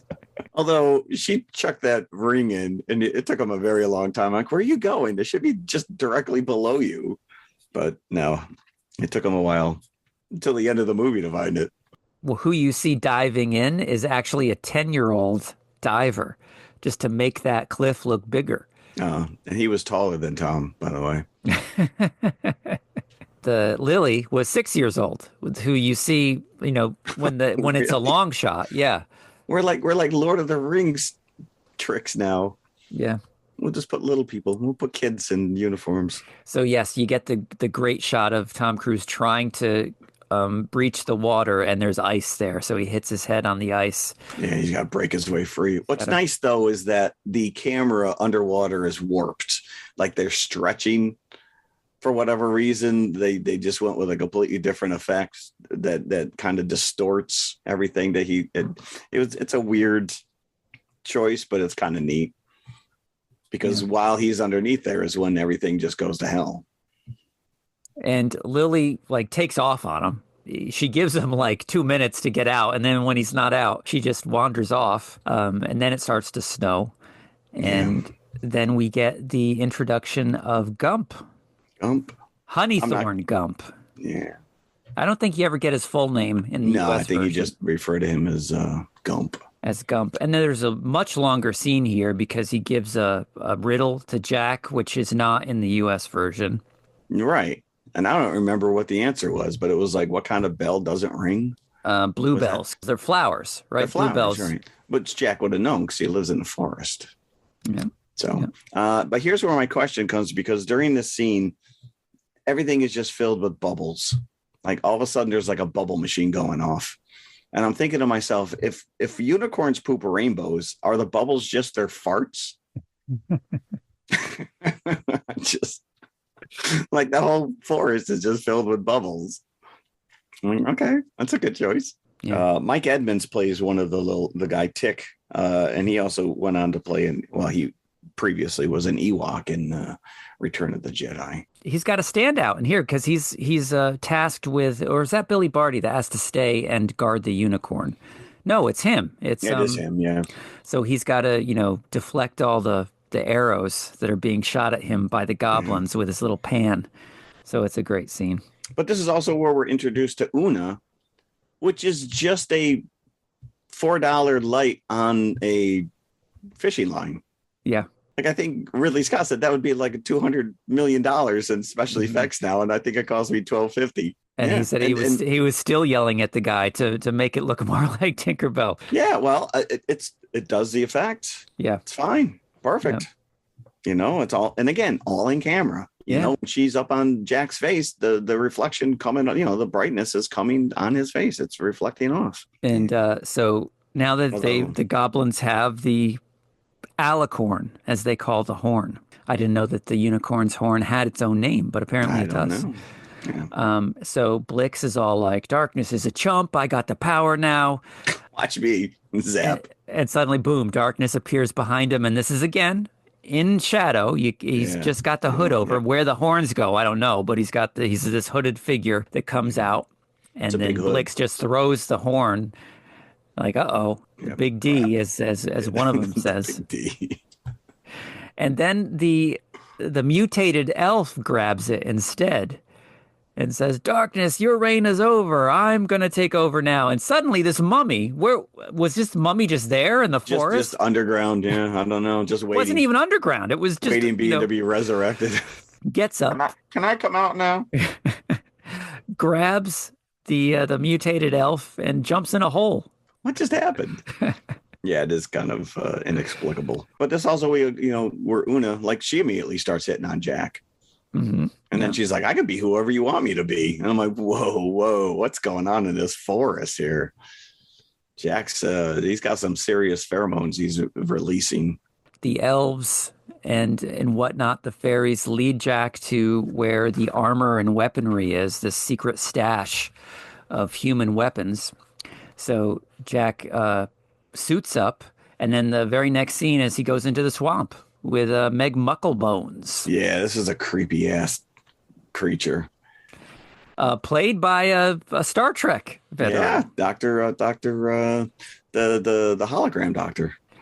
Now, this, hopefully you noticed, is a much longer scene than in the U.S. version. Because in the U.S. version, Tom Cruise almost immediately beheads her. Her head off. Yeah. No, you want to see this creature as much as possible. The special effects of the body work on this is spot on. And there's tension that builds because he's trying to fool her. He's hitting on her. Yeah. Again, there's a lot of sexual tension going on in this version that I think I missed out on the American, because again, he's like, "Oh no, you're beautiful." Yeah. Because all he says in the American one is, "Do you plan to eat me?" And she says, "Yes, I do." Yes, and whoop, of course I do. He cuts her head off. Yeah. But in this one, he's like, "Oh, your beauty is just stunning. Look into the reflection of my shield." Oh, really? Oh, you're such a sweet boy. That's the same result in the U.S., but it takes a little bit longer to get there. And I do like this scene better in the director's cut. Cuts her head off because, again, you see this fantastic Rob Bottin makeup job. This construct of Meg is amazing. It's full body, yeah. Just grotesque, like she's been, like how dead bodies in the water, like bloat. Yep. Like this thing is just deformed. And when they're leading up to her appearance, it's almost like you're on Dagobah with the creature that's under the water. And just like R2 getting spit out, she spits out the fairy. Foul fairy meat. Yeah. So then they go into Darkness's lair and end up triggering some kind of a booby trap where the floor caves in and they slide down this big passageway and end up in a jail cell in the kitchen. I thought they were on their way to find One-Eyed Willie's treasure there. So how did Lily get in the castle? She got captured along with the mayor because she found the living mayor. Yeah, because all of a sudden she's in the castle and she's like manhandling this unicorn. For somebody that wasn't supposed to touch it, now all of a sudden she's like holding on for dear life with this thing. Yep. It's like, yeah, okay. So, but yeah, so they're trapped in these cells. The one mummy guy that got grabbed by the mummy and falls down the hole there too. Yeah, but he's like the cousin of one of the. I would assume they're all related in some way, shape, or form. So he was like, for lack of a better term, a hobbit that went to the dark side, and one of his hands has been mutated into like a chicken claw. I don't know what's going on there. It was not explained. Even in the director's cut, they didn't go that far. No, they didn't. No, but then they found that dude in a pie. A little bit later, he was getting. They didn't even kill him first. They're just going to eat him alive. No, I know, and it's like, but there was no juice in there. That would have been really dry. No, but they were chopping the other guy, that poor human, on the chopping block. If you just watch that scene, because he hacks him like multiple times, and the guy flops like a chicken. But yeah, it just keeps happening over and over again, and I'm like, all right, keep beating him up. Yeah, what are they just hacking off limbs one at a time? I don't know what was going on, but yeah, you're right in the background. And this whole scene is pretty disturbing. But that guy is in the U.S. cut because I remember that from the U.S. cut. Yeah. But yeah, so Una reluctantly. Turns out, so apparently nobody knows that Una That can she like could- make herself big. So Yeah. she Which could is weird. easily. Again, like I said, she's immediately reveals herself and then hits on Jack. Yep. Like I can change I can be whoever you want me to be, and then actually turns to Lily. I'm like, that's a skill set right there. And then once Gump finds out that she can turn big, he hisses at her. He's been lied to all this time. Fairy magic. So yep, she wants a kiss. You In call order that a kiss? to let them out. Yeah. Doesn't give her a very good kiss because his heart He is doesn't with like Lily. her. He's a fair maiden. But still, she can't help herself. She lets them out. Just so they could find all these shields. Now, this scene leading into the next section here, this is a scene that I cannot separate from the Tangerine Dream score. When Lily is tempted by darkness. Yeah. There's the beautiful set of like these giant columns that she's running through. And then finally she enters Darkness's lair itself with the big fireplace. And he's got like a bay window on space, which I'm not quite sure what that is. And there's like a huge table laid out with all this food, and the throne, which moves like the seat. It's almost like a Bug's Life in Animal Kingdom, because he asks Lily to sit numerous times. I prefer to stand, and he flips out. Sit. I'm like, Fine, what is he? stand. Darkness must get his jollies when he sits in that throne, because No, it's like those chairs at the mall. yeah, Put a quarter in it. No, it's going to be good for your lumbar support. Sit. Well, his back was bothering him from carrying those horns around, so Yeah. I'm sure that he was forget it. I got to sit down.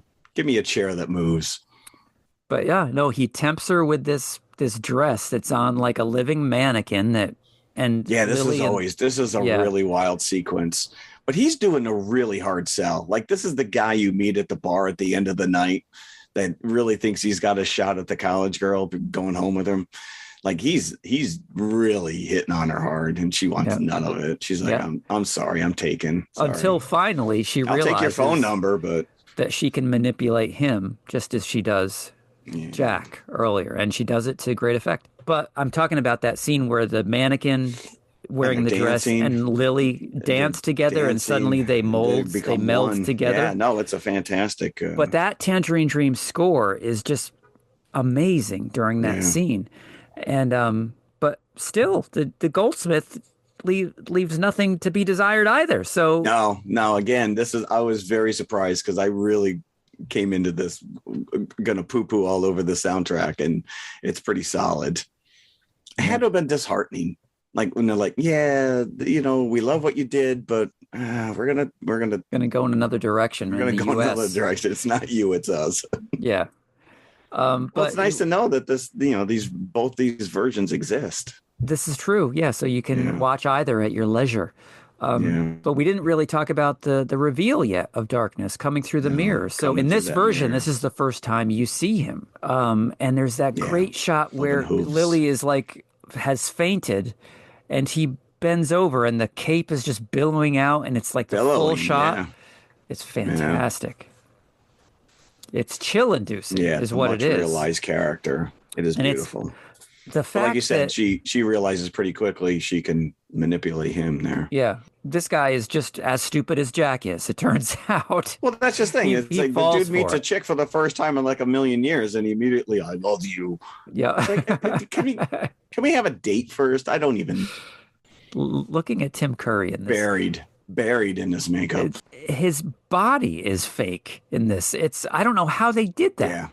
Yeah, no, it's all prosthetics. I mean, this guy is like, I think that the horns, like he's almost 14 feet tall or something like that. And he's on stilts inside the suit because of the hooves. Yeah. And the scene where she, basically says, I want to kill the unicorn.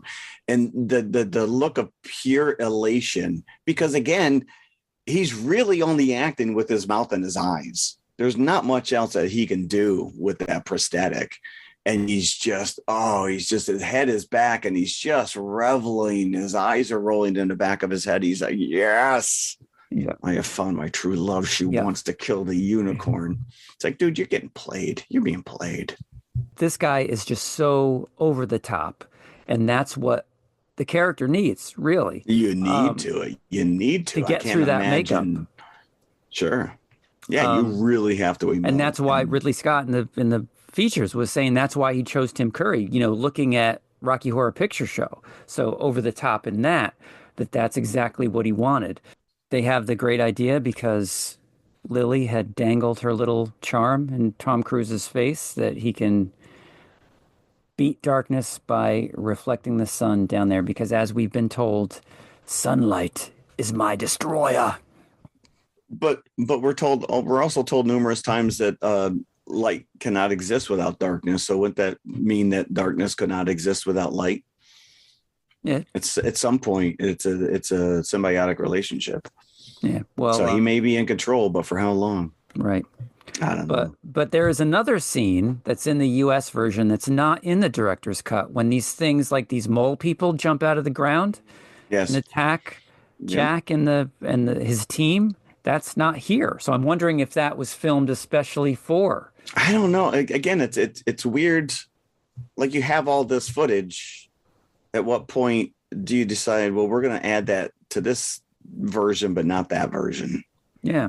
I don't know. It's interesting that because it's not that different outside of the score, but there are little choices. Like I said, you get to the end of this movie and there's this whole sequence with Lily and Jack that doesn't exist in the US version. They literally just kiss each other. But she has this little speech with him at the end, and you don't see Blix put the horn back on the unicorn, and you don't get that little end sequence where they wave to each other. Jack runs off in the woods by himself, and she says, "I'll see you tomorrow." But in the US version, they're together waving to all the supporting cast there. All right, she got her man. So, but this is this whole fight sequence where they break in with the shields and they have to get the light to come down. And like you said, this sequence where, they're shooting arrows at him, which is weird because he already darkness has numerous arrows sticking out of him before they actually release the arrow for the first time. So there's a weird disconnect with some of the editing, but he's just bullhorning it, right? He's taking Jack out with those horns, man. He's going all in. It's a great little fight scene because Jack does like the Tarzan swing in. He's getting pummeled. There's one scene where you see a sideways view of darkness after he charges Jack in slow motion, which is great. He impales the horns on the stone, so Jack's head is between the between them. Yeah. If you freeze frame that, because they couldn't do that with the real horns because they would have been crushed. Oh, shattered. It's like probably a fake head that they. Oh, gotcha. Okay, yeah, which it's makes probably sense. somebody Some guy standing just off camera. Yeah, pushing the head towards Tom Cruise. Ooh. But this is like so darkness gives Lily the horn. Or the whatever it is, the knife to slit the throat, right? Of to the slit unicorn. the throat, and Gump's there. He's going, "Take the shot, Jack. Take the shot." And he goes, "I trust you, Lily. I trust you." Like he knew at the end of the day that she was going to do the right thing. Could have gone either way. Right. Tom Cruise manages to lift up the sword and do a couple of moves against darkness. And I wish this fight I wish it went on a little bit longer. I agree with you. I absolutely agree with you. Because it's a build-up. It's a build-up to this confrontation. Yeah. Like, this is a battle for, light versus darkness. It's like you think there would have been a little more fight, but... And this, I think, is pretty much unchanged in both versions. The fight itself, I think it plays out the same. Yeah, he takes the unicorn horn. The unicorn horn goes into the molten pit, and he was able to grab it and not be burned. And he stabs darkness with it, and right through the bay windows he goes into space. This is the xenomorph getting blown out the air hatch. Yeah, it is. This is literally that scene. And he turns into 5 shooting stars or something. And yeah, well, he's darkness. Yeah, he's like, "I'll be back." Yeah, because he monologues again as he's just about to be blown through. What is light without darkness? Yeah. I don't know. What's darkness without light? Did you think this through at all?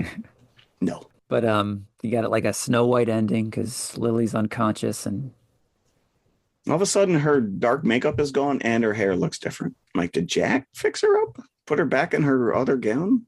But she kind of puts him in the friend zone here, if I'm Well, not like I said, mistaken. no, she's like, all right, I'll see you tomorrow. He's like, Thanks for well, that. That was fun. well, oh, look, I found your ring here. I'm putting it back. You said that we'd Right. get married. Well, you belong here, really.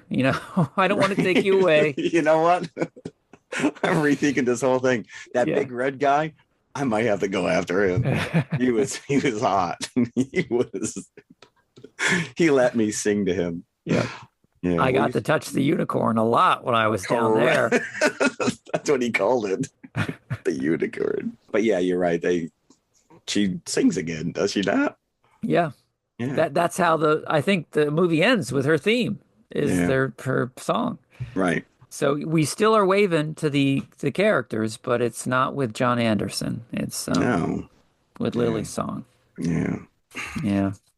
So again, I think that this is fantastic. I saw somewhere that Jerry Goldsmith is like the happiest with this out of any of his scores that he's done. Well, like I said, it's more than suitable. It's gorgeous. Yeah, it is. I'd like to revisit it again and just kind of take my emotions out of the equation of how I feel about this movie, because I do love this movie, but a lot of it has to do with that Tangerine Dream soundtrack. And according to Ridley Scott, the reason that came about, the U.S. version, was not because of studio interference. It was him that did it. Wasn't it some drunk high people? Yeah, it was like, screenings? again, these sneak previews, it seems that nothing good can come out of these sneak previews. No, because I think it's unreliable. I remember when I lived in Manhattan and when I was going to school in Long Island, we would get hit up all the time for these advanced screenings. And I remember seeing a movie, it's called Eve of Destruction with Gregory Hines, and I think it was directed by Ron Howard, but I could be wrong. And they wanted, you fill out a questionnaire at the end and you could be part of the the roundtable discussion. And I'm like, this movie's horrible. I didn't like it at all. I shit all over it. They're like, yeah, we don't want you to participate. I'm like, I should have lied. Wow. I was like, this is like movie of the week crap. So yeah, I could see someone going into this and just being like, what is this crap? But he says that Ridley Scott says he was there at this particular sneak preview, and he smelled pot first of all, and that during the early scenes between Jack and Lily, there's snickering going on in the audience. Now, I cannot picture him sitting through that, because he says that if that happened to me today in a sneak preview, I would stop the movie and kick those people out. Ooh, because that interesting colors what everybody else is thinking when they're watching the movie. It does. But I didn't do that then. I was just paranoid that it wasn't working, and that's why that they were snickering. It sits right in there. So and again, he says this a couple of times, that European audiences are more sophisticated than U.S. audiences. Yeah, U.S. because audiences, they're polite. Yes. U.S. audiences need the rock and roll, as he called it. So that's what he went out and got Tangerine Dream. He thought that was rock and roll. So he How cut about out Brian Ferry. Brian Ferry's really rocking it. How about that lead singer for Yes? But he cut out a bunch of stuff. He's like, this is too boring. It's this audience are laughing at it. It's when you start second guessing yourself. It's too sweet. That's what they were laughing at. They're not taking it seriously. Is this why we also have 5 versions of Blade Runner? It could Just be some guy walking by in the friggin' subway. Yeah, your movie sucked. He panicked. Panicked. Wow, you would think this guy would be like, I'm Ridley Scott. Yeah. Whatever. This is my movie. This is my art. He actually said that the studio guy was trying to stop him from changing. Rightfully so. Usually it's the studio trying to make changes. No, I make changes for you. You don't say that. Yeah. Yeah. So hence the Tangerine Dream, and that's why the movie didn't come out in the U.S. until April of '86. And then it didn't do well. No, it did not do well. Probably just fed right. This movie lives rent free in this poor guy's head now. Where every day he's like, what could I have done differently? But so a budget of $25 million. And he says that he should have asked for $5 more million, because he said the U.S. version should have had more action in it. So if in hindsight he would have put more action sequences in, I would have loved to have seen that. That would have been great, but we got what we got. $25 million it cost to make. It made $23 million, so it didn't even make its budget back. It's now considered a cult classic. Oh, definitely. I think it was considered a cult classic. That the studio let him go back and do the director's cut. I think, when it was released, it was probably a cult classic. Yeah. No, like I said, it blew my mind. Between this and Highlander in the same day, I was never the same. Those are two of my top 10 movies because of the time that I saw those, being so impressionable as an art student in Long Island and seeing this as what it is, which is a beautiful piece of art. It is. Regardless of which score you got. Absolutely is. Reviewers at the time, it was wildly in either direction.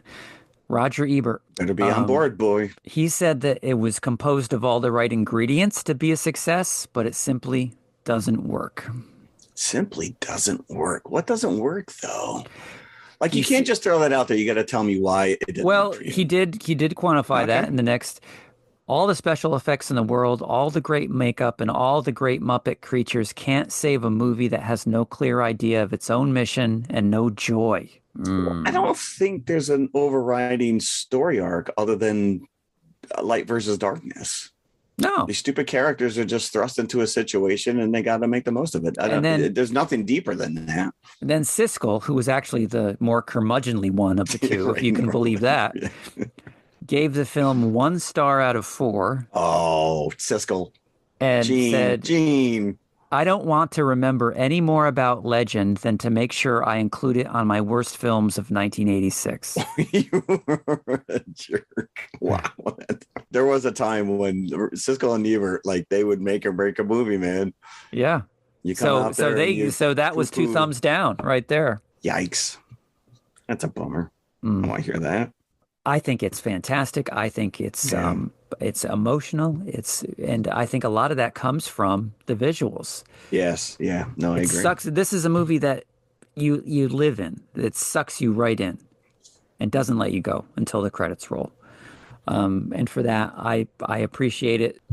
All the joy that it brought me through high school and through my early 20s and throughout. Every time I've seen it, it's never gotten old. I agree. It never has gotten old. I bet you there's film classes that actually dissect this movie. Yeah. I don't know what I gave it on. Oh, that's a good question. I know what I gave. Yeah. I might even call this a secret 5 bucket, the right. US version, yeah. the US version. Because again, those need to be personal choices. But for this, I would still say 4.5 easily. For this Goldsmith version. Right. Yeah. I gave the US version 4.25. And I'm surprised it was that low because I probably should have gone higher. And maybe that's before we had these secret 5 buckets. Right. We sneak attack us. But I'll stick right there 4.25 for this as well, just for different reasons. It was interesting. It was interesting to go back and rewatch this with this different score. I liked it so much at the time when it was released. How much did you like it? I liked it so much that I went out and bought the vinyl soundtrack. That's probably a solid. Which is the Tangerine Dream soundtrack. You can easily pay $200, $300 for that on eBay. Really? Now. Yeah. Wow, look at you. Yeah. That's awesome. First pressing, huh? Yeah, first pressing. Might be the only pressing. No, it's been since released on CD. You can easily get the vinyl, either one. The vinyl is you can even get Goldsmith's version easily. Okay. I think on Spotify if you wanted to listen to it. I might actually have to do that. Yeah. Very cool. Yeah. Legend. Yep. That was a fun exercise.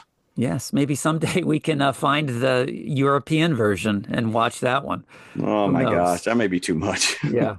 Might be overkill. But then we could do Bugles. We could do Bugles. Just an excuse to Oh, that'd be great. All right. So what else did we do? I couldn't even tell you what I've done this week. I wrote nothing down. It's been an interesting week. I got nothing. You got nothing? I'm still making my way through Invincible. I haven't started anything else. I did start. So my buddy Rich, who does listen to us, is having a daddy-daughter weekend, and they will be watching Electric State, which is that new Chris Pratt. Yes, I tried.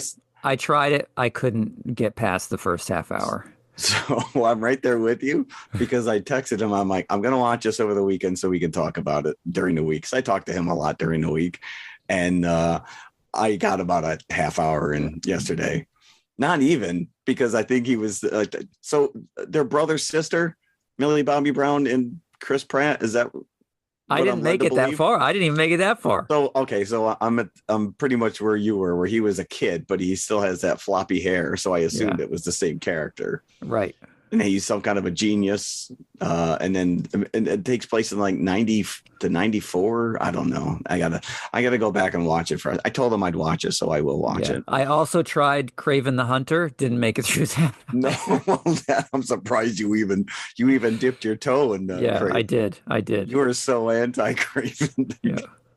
Have you seen the growing buzz about Aaron Taylor Johnson as I have. Bond? I wouldn't be adverse to that, actually. No, huh? No. He is all over the place, but I think that if he could pull it off, he's very mercurial. And you know what? As a matter of fact, speaking of him, last weekend I just rewatched for I don't know in how long the 2014 Godzilla.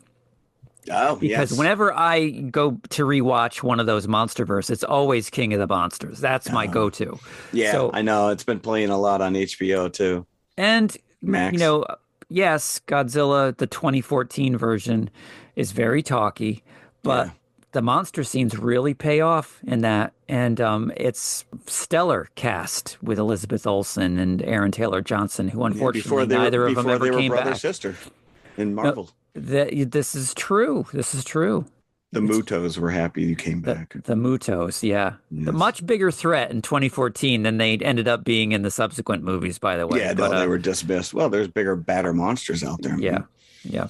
So, but the other thing that I would like to point out that I did is just last night I started The Studio, which is a Apple TV show with Seth Rogen as a studio head.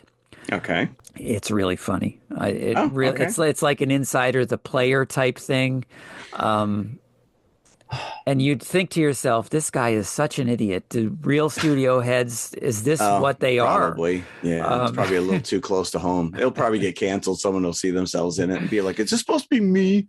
Yeah. It's 3 episodes in, so I watched all 3 of them, and all like in one sitting. So it was really good. Full 1 hour or like a little half they're hour? Between 35 and 45 minutes. Okay, because there was another show that they released on Apple called Franchise, which was it was like very inside baseball, but it was the movie making, and it was so inside. I couldn't even follow it. There was too much inside jargon going on. It was like somebody on set trying to film a movie, and it was just chaos. I just couldn't get into it. And I love inside baseball when it comes to filmmaking, and this was just too much for me. So. Yeah. Speaking of single shots, like this is what this show really does is like it sends up the subject matter of the episodes. Like there's one episode where Sarah Polley, who is now a director, makes a cameo as a director, as herself, trying to film this one continuous take of a scene while golden hour is, the limited time that they have for golden hour. And Seth Rogen, of course, visits the set and screws it up.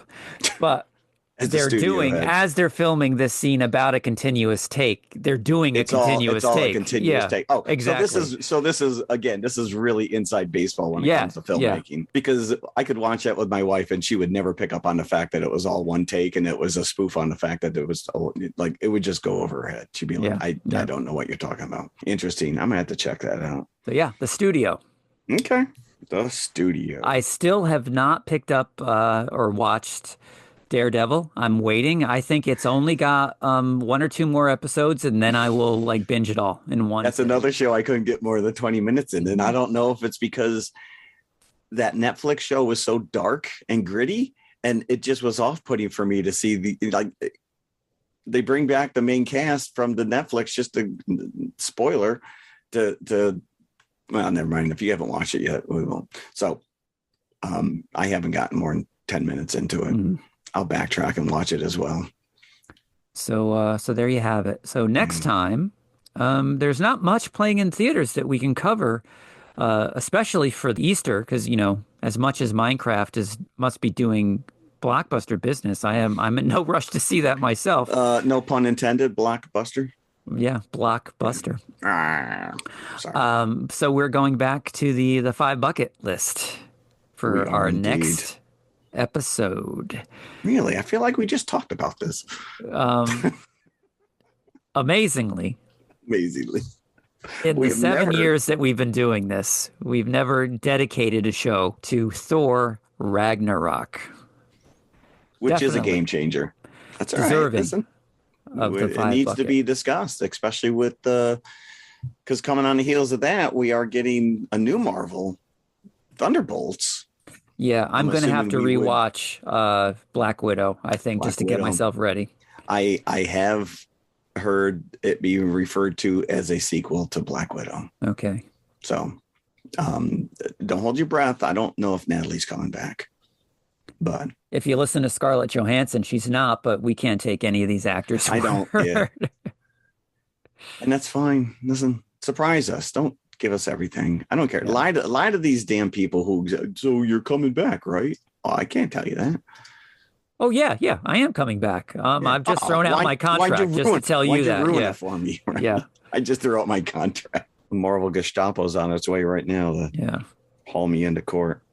So, well, very cool. Thor Ragnarok. Brightly colored Taika Waititi steps into the Marvel universe here. I'm excited. Yeah. Wow. 5 buckets. We're going back to that well, huh? All right. Go check this out. I don't know if the director's cut is out there outside of on disc somewhere for Legend. Yeah, I'd be interested to look this up on Prime to see what is available. Is it the US version or the director's cut? Or if it even says what it is, you have to look at the runtime to figure it out. That is true. That sounds like a lot of work. Yeah. Well, you'd know within probably the first 10 minutes based on the score. Yep, and the credits, right? And the credits. That's true. If it says Jerry Goldsmith or Tangerine Dream. That's true. Maybe we could come up with the ultimate edition and bring in both scores. Bring in both scores in every scene that was filmed. And every alternative take. Yeah. It's 8 hours long. Yep. All right. Well, thanks as always for listening. Yes, thank you. And we'll catch you next time. Goodbye. Bye. If you like what you just heard, be sure to follow TMI Confessionals of the Nerd Kind on Apple Podcasts, iHeartRadio, Amazon Music, Spotify, or whatever you listen to your podcasts on. Also, be sure to email us at tmipodcast2018@gmail.com. You can also follow us on all of our socials. We're on Instagram, X, Facebook, Threads. Just go to tmiconfessionalspodcast.com. All of our links are there. And leave us a 5-star review. See you at the concession stand. Stay clear of willow trees and old oaks.